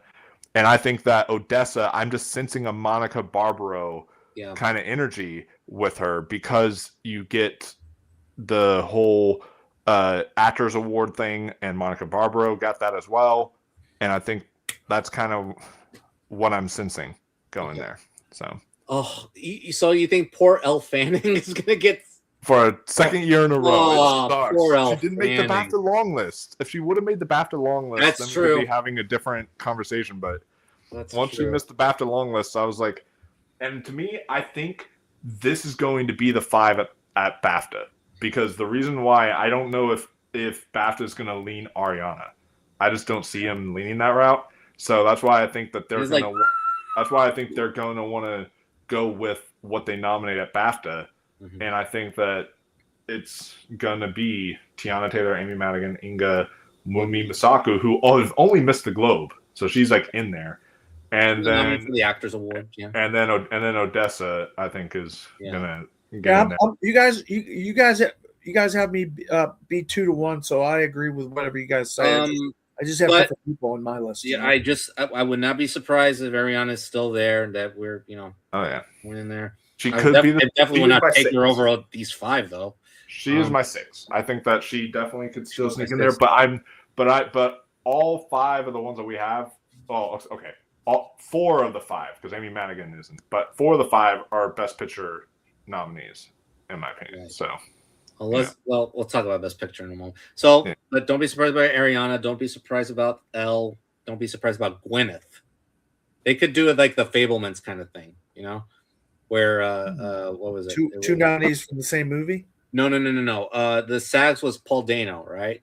Oh, And yes. then in the Oscars, it was Judd Hirsch. Oh, that's right. Mhm. That's right. Yeah, I wouldn't be surprised about that. All right, let's. So who's next? You. Wolf will go Yeah. supporting actor. Yeah, we'll I go think this is supporting easy. actor. This is one I'm just gonna name off the 5 because we already know who it's gonna be. This is just gonna be. There's really no outside shot this time. I don't think for I don't these. think so either. Stellan Skarsgård, Yes. Benicio del Toro, Yes. Sean Penn, Yes. Jacob Elordi, Yes. and Paul Mescal. Yes. Yeah. I All mean, right. we're basically all in agreement there. All right, Dan. So, Actress. well, I got best actor. Actress. We have. Let's do actress since we just did that supporting actress first. So Yeah. All right. So I have. You're not gonna like one of my picks probably right now. So I'll What tell the you. hell? Okay. All right. All right. But I do have. I have Jesse Buckley, Sure. Rose Byrne, Yes. Nate Rensve, yes, Yes. Chase Infinity, yes. and the one you're not gonna like. I know you guys are gonna have something different, and that's I have Cynthia Erivo. No. No, No. that is not. That's not. This is She's my like- personal. She's like out in the ocean. Like, She's Just flying flying. on her broomstick. yeah, she's flying in her broomstick. She's out of here. I have Adios. number 6 is Emma Stone, so you guys probably want to put her in. Where I have Emma Stone. Yeah. Yeah, I think that that's it's fine. Begonia. No problem. Is, I don't have a problem with that. Begonia is like quietly. rising. Quiet. yeah, Quiet. I think it's a lock for pitcher. We'll get to pitcher once we get there. But I think if it's starting to be like in the lock territory for pitcher, I think you have to have more than just pitcher and screenplay. I think you also have to have like actress in there, maybe even actor. We haven't got an actor yet. We'll get to that soon. But I think you have to have more of a package deal if you're going to be in pitcher. So I think Emma Stone's in there. The one that's on the bubble to me is Chase Infinity. Yeah, I only got her because, at 5. I think so too. just because she is like the newcomer Yes. and everything, and that could hurt. Could. And she's so young too, and that Yeah. could also hurt her chances of being nominated. But also, when Battle is so strong, they could just do an everything everywhere all at once with it, and just say like, okay, she's just like basically She's Stephanie Sue. You know, just nominate everybody, and Yes, it's just like, okay, that basically. works. Check every box. Check And every box. who do you have 6? I have Kate Hudson. I also have Kate Hudson. Kate Hudson, I think she could sneak in, but I'm sensing, I don't know if y'all are getting the same energy. I'm sensing a Jamie Lee Curtis and The Last Showgirl with Kate Hudson situation where I feel like Sags sneak- is going to be the one. where she got in at SAGs, she got in at the Globes, stuff like that. She's starting to sneak into all these places, but then I think that once the time for the Oscars come, I think she's gonna just miss. Yes. And I think that's kind of where I'm leaning. I just saw the movie, and look, I'd be fine if she makes it in. I'll be honest. Yeah. With you. It's a good movie, but her performance is actually one of her very best. So Yeah. she did a Yeah. very good job. It is being one a of mental her- illness actor. It is one of her best, but like when you look at the 5 that we all that we have here, Yeah. that like of Jesse Buckley, Rose Byrne, Renee Rensla, Emma Stone, and Chase Infinity, out of those 5, I'm just like, if Kate Hudson got in, I'd be like, really? Over one of those people? Like, really? Like, I mean, she's good, Mhm. but it's like she isn't like as good as those 5. We will in my say this. I will say this. That SAG nomination, actor nomination, Mhm. is going to be a key because they are the largest voting body of the Academy Awards. So that could translate over to this category. But do you know who else got it? Chase Infinity. Yes. Yeah, but we also have to realize too that I think now the biggest, but although we don't have them to go off of this year, which is weird, but I think the biggest precursor now is BAFTA. And the reason why is because if you look at like past years, Lily Gladstone won the SAG, Emma Stone won the BAFTA, Emma Stone wins the Oscar. You look at Demi Moore won the SAG, then Mikey Madison won nothing else, won And BAFTA, goes then- on to win the Oscar. You know, so it's like, and then Olivia, everyone's like, oh, Buckley, Glenn Close just- for the wife, Glenn Close for the wife, and then Olivia Colman Colman. wins BAFTA. Olivia Colman wins the Oscar. So it's like BAFTAs are really starting to be more. Yeah, of- I would say this. Like, even though people are saying Jessie Buckley has the lock for the win, let's keep an eye on the BAFTAs. If she gets it, yeah, give Buckley the Oscar. It is. Yeah. Yeah, That's why I think like Inga could win BAFTA and like it would make it much more interesting. It'll be much interesting. But here I'm still gonna stick with The 5. the 5 because also I just don't know if they would want to also nominate just 5 white people. You know, come and think of it. True. I think that, Yeah. I think that they would at least want to have one person of color in there, and I think the person of color that they would Chase want Infinity. is Chase Infinity. So Yeah. She's mixed race, so she. Well, it counts still. I It's know it like- does. I know it counts. no, but even I know there's a separate chat, but someone was saying Hudson over Reinsville. It's like, get out. Hudson over Reinsville, get out. Yeah, that would be a shocker if I saw that. No, I would be mad. that would piss me off as a snub. Like I I can be beautiful actress Reinsville. I know Kate Hudson's beautiful, but that beautiful performance, Reinsville, come on. I can then be. I you can start be to look okay. at what doesn't get in for sentimental. You start seeing sentimental value drop off in other guys. You say, "Oh."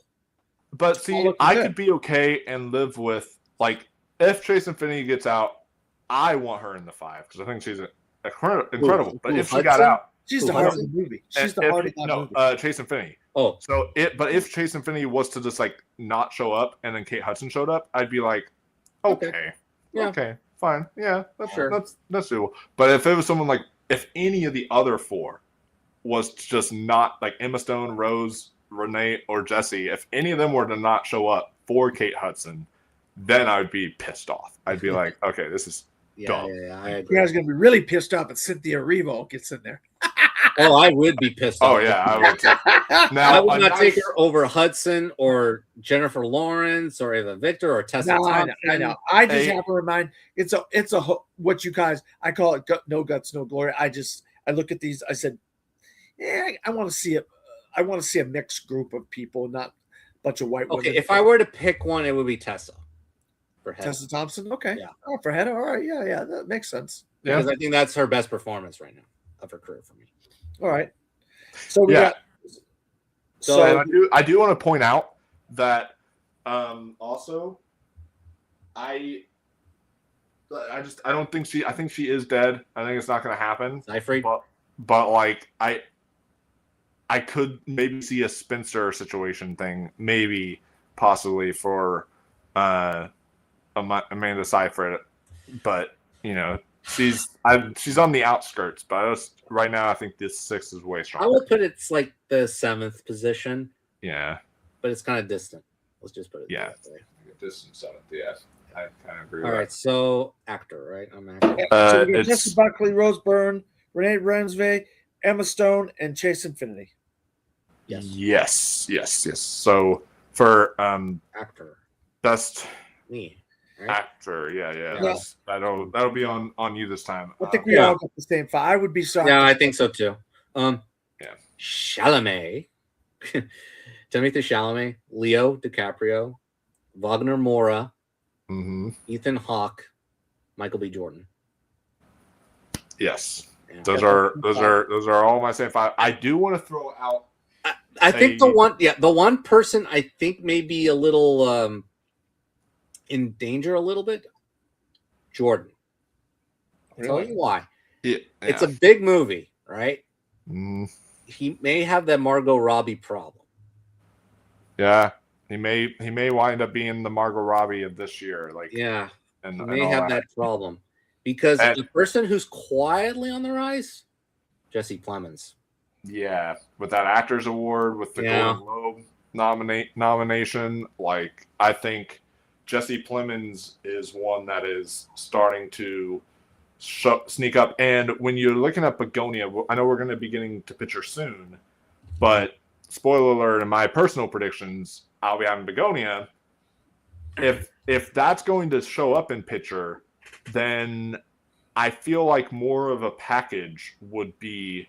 Like Sinners is already going to have a massive package to go with it with Pitcher. While like more of a package with Pitcher for like Begonia, you get Begonia and Pitcher, adapted screenplay, actress, and lead actor, and that's 4. So I could see an upset like that happening. But Yeah, so Yeah. we're good on this category. Yeah, we're going on the 5. we're good on this for now. I'm just saying, look out for Jesse Plemons. Clemens. Yeah. No, I got you. Yeah, I think that's the only one. Especially because unfortunately Edgerton. Yeah, he has that good history with the academy, like the Power of the Dog sneak in. Remember that? Like, where it's like no one was predicting Jesse Plemons. In my heart, I would personally nominate Lee Byung-hun. But yeah, come on. Oh, absolutely. In Lee my Byung-hun would absolutely deserve this. That's one thing is unlike Actress, where it's like if Kate Hudson got in there and it would like piss us off. It's like if one of these people missed for like a Joel Edgerton, a Jesse Plemons, or like a Lee Byung-hun, I wouldn't be pissed off. I'd be like, those are 8 good performances. I would be like, okay, yeah, those are all really, really good. So like, I would. The shocker for me if Chalamet or Leo would miss, that would be shocking. That would also be that would be pretty shocking for me. Yeah. And I think Wagner's the third because of that Golden Globe win. I think the Golden Globe win. I think he is the I'm Still Here actress this year because it's like Fernanda Torres. Fernanda Torres. She didn't make the long list of BAFTAs either, and Wagner Moura didn't. And so it was just one of those situations of just because he's not going to be in the BAFTAs does not mean anything. He won the Globe. And she won the Globe, and that was like the only thing she got. And then she went and got the Oscar nomination. So I think that's going to happen with Wagner as well. So, okay. All right. This is another tricky category. Director. You're up, Wolf. All right. So director. The ones that I have, we might vary in difference on some of this, but I have One Battle. Yes. And I have Sinners. Yes. I have Chloe Zhao for Hamnet. I do too. Yes. And this is where it starts to get a little bit trickier here. I think it's between 5 people. It's tough. It's literally between like 1, 2, 3, 4. Yeah, between 5 people. 5 people here. And the ones that I'm going with, so I have Jafar Panahi. I gotta look what I put. Okay, go ahead. And I have Joachim Trier. Okay, hold on a moment. So I have both the international people getting in there, and I have 2 different ones than that. Okay, I have Panahi and Safdie, and I got a mix of those. So I got a mix of both of you guys. Okay. Okay. I have Safdie, and I have Guillermo del Toro, which neither one of you guys have. I don't have del Toro. Yeah, I think Del Toro is like one that might miss out. So 2 of us have Panahi and 2 of us have Safdie. Would that make up the final 2? And you guys, let's discuss Trier for a moment. Because I could be swayed about Trier. I'd rather have him, but I could go with Trier and Panahi if you guys. One of the international directors is going to get in for sure. They always do that every year. Like if you guys think Safdie is going to get out, I'll go with whatever you guys say. But I don't think the thing is like how much are they going to like Marty Supreme? And also that's the thing I worry about because it's like Marty Supreme. They did not love Uncut Gems, and Marty Supreme is more accessible. It's more accessible, but it's still got that chaotic. Oh, everything is happening all at once, and you got to think the older body of voters in the academy. This is a movie that takes place in the 1950s. Yeah, true. But the Panahi one, it's very timely right now. Especially with this headlines in the news. Yeah. No, I could be swayed for Panahi and Joachim Trier if that's what you guys want. And also, the thing that he has going for it is that Palme d'Or thing. Yeah, the Palme d'Or. Yeah, that's so long ago, though. No, think about it. But here's a history, though.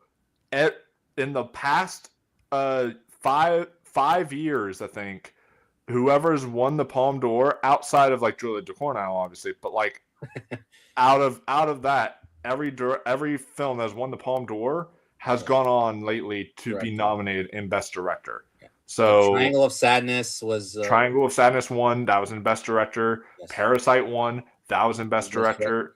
Anatomy of a Fall. Baker. Anatomy of a Fall one. Justin Triet was in there. That was in Best And then- Director. And Sean Baker. And Sean Baker. And then also there was What won 2018? Now I'm lost. there was another one too that Wasn't it a neon movie? yeah, there was one more I was trying to think of too that I'm not. You guys don't have to sway me that much. I could go with Joachim Trier and Panahi. I'm fine with that if that's what you guys want to go with. Okay, so boy, I am not okay. So that means we got to pick between those three. Mm-hmm. Yeah. You know, I'm gonna go with the Palme d'Or thing. I'm gonna go Panahi. Yeah, Panahi. This is sad. And you got to remember, Chloe Zhao is Chinese. Well, yeah, but Yeah, I still have her. I have her in. Yeah, You Chloe guys Zhao are trying to say, the foreign film directors. She's Chinese. She's a foreign. Chloe Zhao is, but they always nominate a foreign film and director. Well, so like Hamlet's British. If you call it a foreign film, it's British. technically, but like I'm saying, like cutting hairs. We're cutting hairs. A Chinese director in a British film. Okay. You know what I'm referring to though. Like I know what you're saying. in the form of like another round got in for director. I know. One point. Cold So War. it's like I know what you're saying. Cold War. Yes. Cold War. Yes, that got into director, stuff like that. So Introvert. Yeah. So But you're saying you think two sentimental, and it was just an action. Two. It's been Neon. an encouraging international year. it was a very strong year for Neon and their International movies, yeah. and their directors. I think that you could have two, or you could have one of them, but I just am not feeling confident on Josh Safdie per se. How about Guillermo? He's a. I don't think he's going to get in. Okay. Guillermo del Toro, I would feel more confident in him than I would in Josh Safdie, but I think that just because he's that household name, and he's won. Oh, he has one. Multiple Oscars. Yeah, he's won multiple Oscars, and also has him. gotten it. Nightmare Alley was like a stinker film, and that got in. It's In like picture, yeah. So so I sometimes think it's going to happen that way, where it's going to Oh, be wow. like his movie's going to get in, but he's not going to get in for director. yeah, because And he's already going to get a screenplay nomination. yeah, and they're going to award him with screenplay nomination, I think. Well, if that's what you would think, yeah, that's fine. But this is tough. What are you leaning more towards, Jonathan, between the Josh Safdie, Joachim Trier, or Guillermo del Toro? For the fifth slot. Okay. For So the we're fifth going slot. Panahi. Okay. Yeah. I think the Del Toro factor, I think he's not going to get nominated because of what you said about his record. I think it's going to be the Nightmare Alley syndrome. It's going to be that scenario. Yeah. Safdie, his movie's on the rise, and people are looking at his direction. Came out, just in time. And Trier, he's very well respected, in the directing community. And His people are are still irked about that sentimental value kind of, at the SAGs being missed out. Yeah. And another thing is, this is a movie about the industry. Yeah. Yes, it is. Yeah, about a director himself too. Yeah. Yeah, So, it's about a director. It's about the acting process. It's about the financial process. I said Safdie in my predictions, though. You know what? Let's put Trier. All right. let's do it. Yeah, that's. Trier. I think I think it's gonna be very Trier. international year. Yeah. Yeah. So name them off. Name them off, Wolf. PTA. Go ahead. Yeah, we have Paul Thomas Anderson, Ryan Coogler, Chloe Zhao, Joachim Trier, and Jafar Panahi. All right. But look out for I would say Del Toro. Don't discount Del Toro. Don't discount Josh Safdie, and do not discount The Secret Agent. Yeah, The Secret Agent could surprise here if that really blows up, because that's been gaining momentum. Yeah. And that could definitely surprise. That's why I said I think just Coogler and PTA. I think those are the ones. it did win Best Director at the Cannes Film Festival. True. You want to point that out too. Secret Agent did. There's some great direction in there. Yeah. And I think this is the PTA award. That's what I think. Oh, yeah, we all know that's going to PTA. Yeah. Okay. You know what? Since this is the last category, you roll them off, Wolf. All right. Yeah. We'll debate this one, but I don't think there's going to be much debate here. I don't think there's going to be much, but there might be a little bit. One battle after another. See. Yes.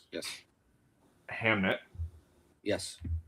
I have Sinners. Yes. I've got Marty Supreme. Yes. I've got Sentimental Value. Yes. I have Frankenstein. Yes. And I have Begonia. Yes. And I have It Was Just an Accident. Yes, but with a little hesitation. A little bit of hesitation now. I think it's starting to drop a little bit. And then 7 of those are locked, I think. And then you have another one that's I think is locked. No, we're up to 8. And then there's one. They're 8th. And then right now we have also Train Dreams. Yes, that'll make 9 that we all agree on. I think is getting in there now because of the PGA nom. Yeah, it's done everywhere actually. Yeah, so we all agree on those 9. Yes, it didn't get in at Globes. Oh, it didn't. Oh, that's true. But I think it's rising at the right time, though. It is. Yeah. So I think we all have one left. What is your final number 10, Wolf? My final number 10. So you look at the package for it, right? It's going to win. I think it's right now. It's been winning international feature. Oh, I think winning international feature. And also with Wagner Moura being in there, and I think with potentially a screenplay nom or also like maybe a surprise director nom, the package can be wider for this film. I have The Secret Agent in my 10th slot. I think that's going to happen now because if it's winning all these, and it's not like an Emilia Perez situation where that's winning all this previous stuff. And it doesn't, win at the Oscars because of the controversy. But also Emilia Perez, that still was in To Picture as well as I'm Still Here. So like you get the two, and because it's been winning all these international feature categories at the Critics' Choice, at the Golden Globes, at all these other places right now, I think The Secret Agent is the one on top right now to take that 10th and final slot in Best Picture, and Brazil will do it again. I want to go last. Jonathan, you go next. What's your number 10? The Secret Agent. Yeah, I think it's The Secret Agent. I think that's going to be in. It's going at the right time. There are 2 other contenders. They could take it, but for now, I have The Secret Agent. And drum roll, please. I also have The Secret Agent. There we go. We all agree on Best Picture. We all agree on Best Picture. That's not a good sign, boys. Not a good sign. Yep. That tells you how predictable of a year it is. But well, I don't think it's as predictable because of that 10th slot. But I would say this: the 2 that could get in are F1, and Weapons. Oh, my 2 are different. I would say Avatar, but I mean, okay. Oh, no. My two are different. So I have F1 as a possibility. Yeah. And my other one is Blue Moon for that Golden Globe nomination for picture, but also because if Hawk, some people are starting to predict Hawk as like maybe a last minute BAFTA surge or a SAG win surge. And if he wins SAG, now we have a competition. We're gonna. And then if there was something along those lines happening, then it's like if he was to win SAG and surprise or something, then all of a sudden you're like, well, Blue Moon should be a Best Picture contender if it's going to win actor. Some people are predicting that Ethan Hawke is starting to be on the rise and he's out there campaigning. So I think Blue Moon is actually my number. I actually have that at 11. I have F1 at 12. So that's kind of like where I'm leaning in terms of pitcher. So I have an F1 at 11 and Weapons. And then Weapons is 13. So I do think that they're all very close together. Actually, fair enough. I have Blue Moon at 13 as well. Nice. And I have Avatar at number 11. I think it's biased talking. Don't discount Cameron, they say, but I think I think I may have to discount him this year. yeah. I think this year we might have to count him out. Yeah, unfortunately. Yeah. So wow, we're in agreement in picture. Hey. So yeah, we all agree. Let's read them off again. So I'll read them off in alphabetical order. So our prediction for picture is Begonia, Frankenstein, Hamnet, It Was Just an Accident, Marty Supreme, One Battle After Another, The Secret Agent, Sentimental Value, Sinners, Trade Dreams. There we go. You know what? That's a hell of a 10, though. And it's 3 neon films, I might add. Would that be the first time ever 3 films from the same studio get into Best Picture? 2 Warner Brothers. Okay, yes, 2 Warner Brothers and 3 neon. 2 Netflix. 2 Netflix and 3 neon. Yeah. I think this would be the first because neon would be getting 3 of their films into Best Picture if that happens. 2 Focus as well. I mean, they're already going to make history because they're gonna neon's gonna. Oh yeah, you have 2 Focus. That's right. Yeah, 2 Focus features. Right. Plus, you would also be getting 2 Netflixes. Okay. So wait, what's left? Hold on. Oh, A24. Yeah, A24 and Warner Bros. And so Warner Bros would be like the loan for One Battle, and then Sinners. Warner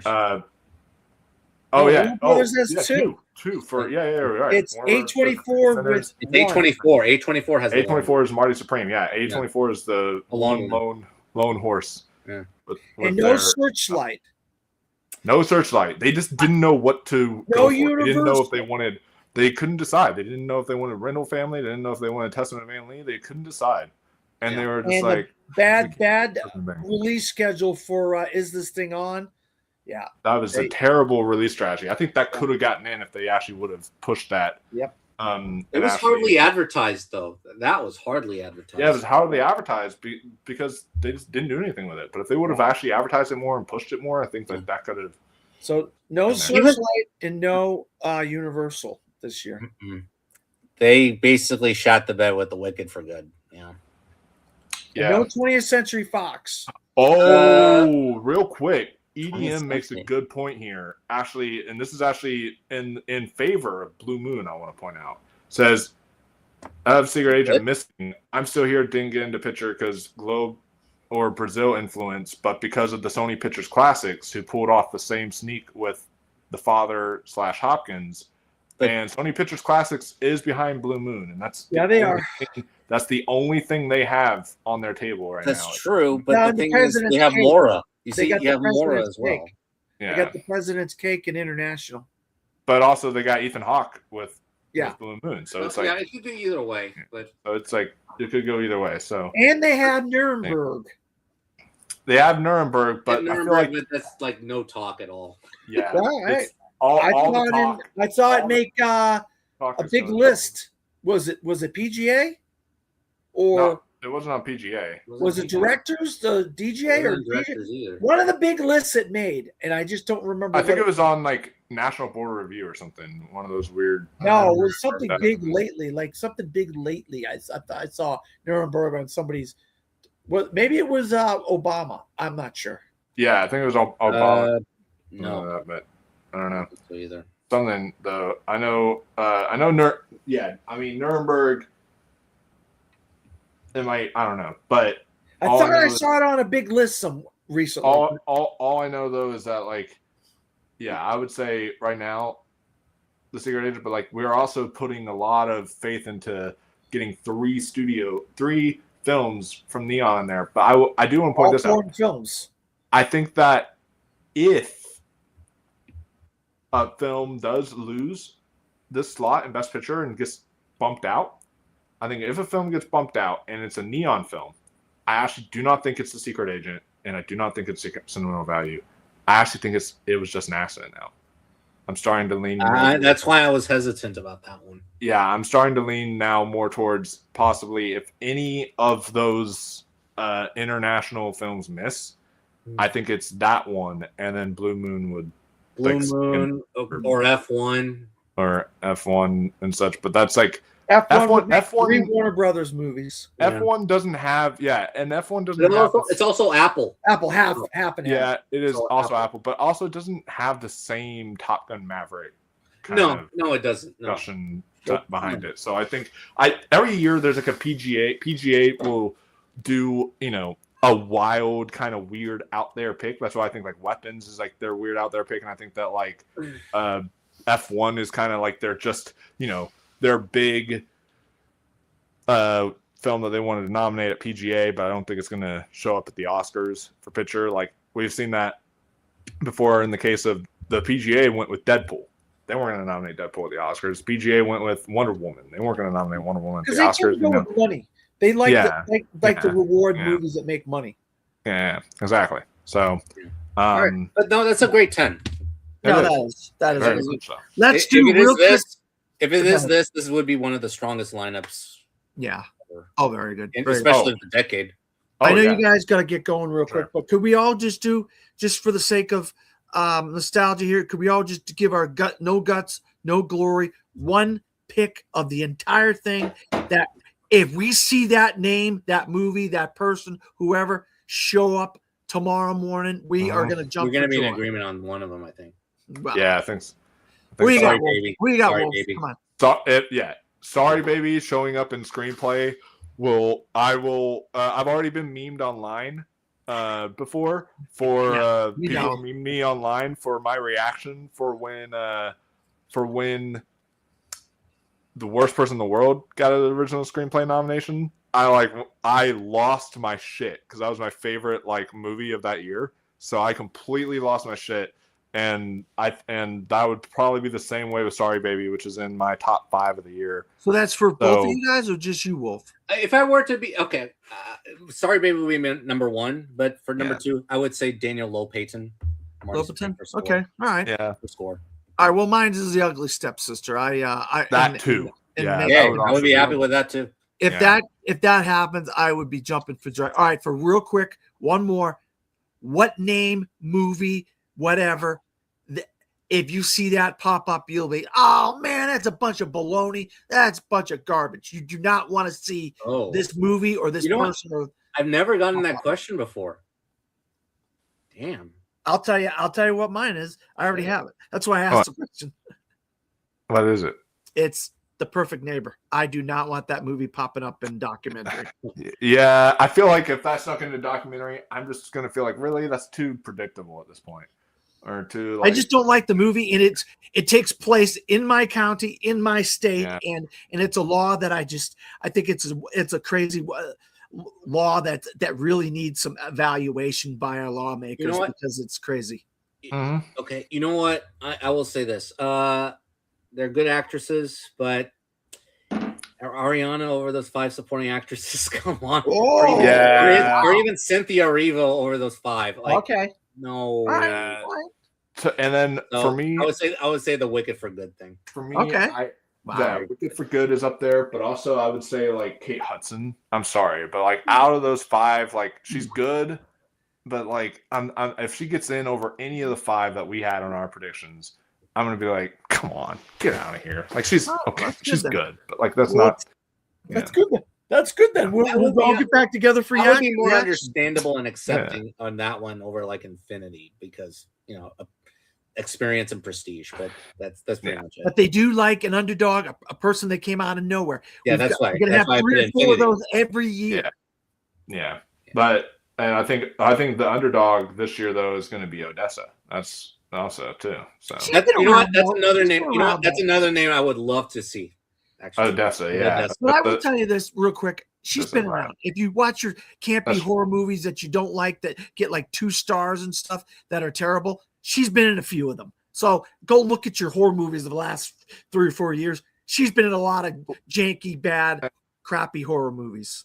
And then also, lastly, to cap it off, that for me, another name I would love to see is if it was in my top 10 of the year, if Surratt gets anything else like a sound or score nomination, I'm going to be.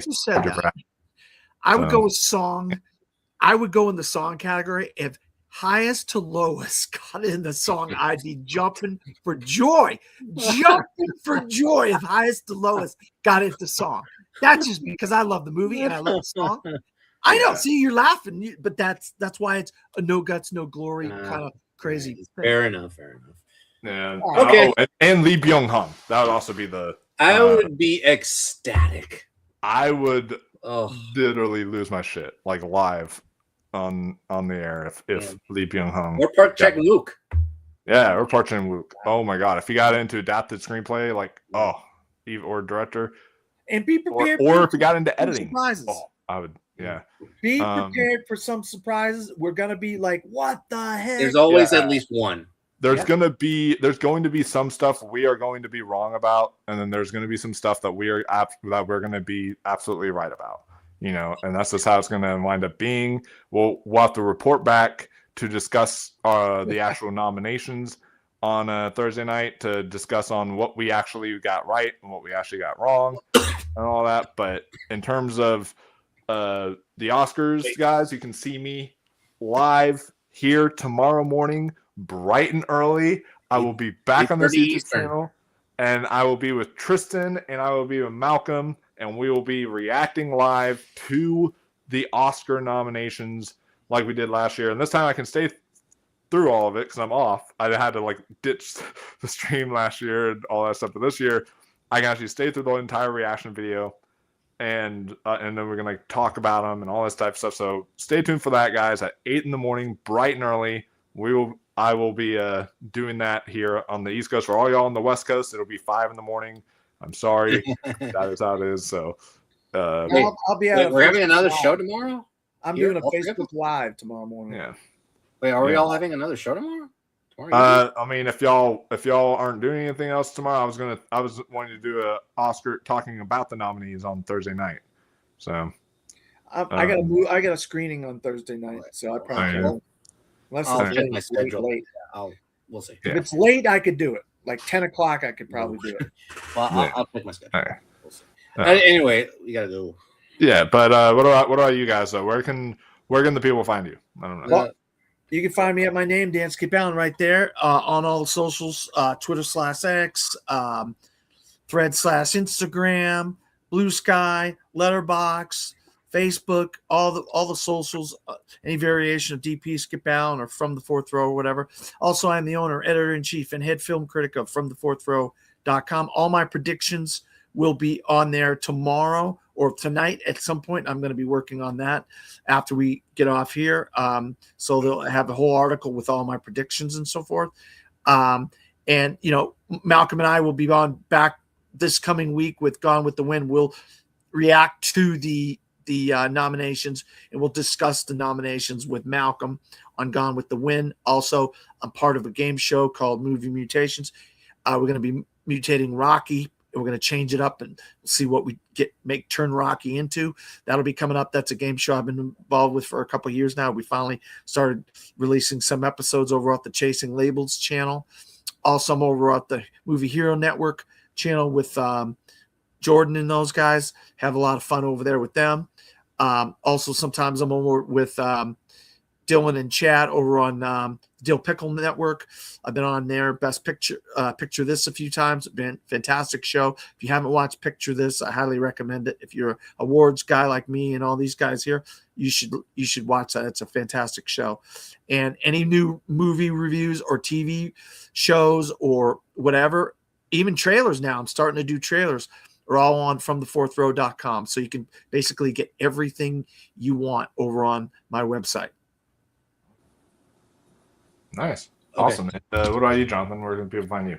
No, this was a great civil discussion. You can find me on social media platforms on Twitter, Instagram, Letterboxd, Blue Sky, and Threads at different variations of Cinecaro. Instagram, I have this tournament highlighting movies featuring a bad boss on there. It's very funny. And you could see me and Wolf actually in 10 minutes on the Movie Hero Network talking about the movies of 2025 Part 2. And get ready, folks. There are a lot of really good movies in this bracket. A lot of very good ones. We're off. It's going to be tough. So, see you there. Yeah. So, yeah, guys. And then see you all bright and early tomorrow morning for the Oscar nominations. It's exciting. It's all leading up to this. So we will see you guys all in the next one. Until then, sound off your predictions in the comments below. Until next time, stay classy, my friends. Bye-bye. Keep on watching those movies.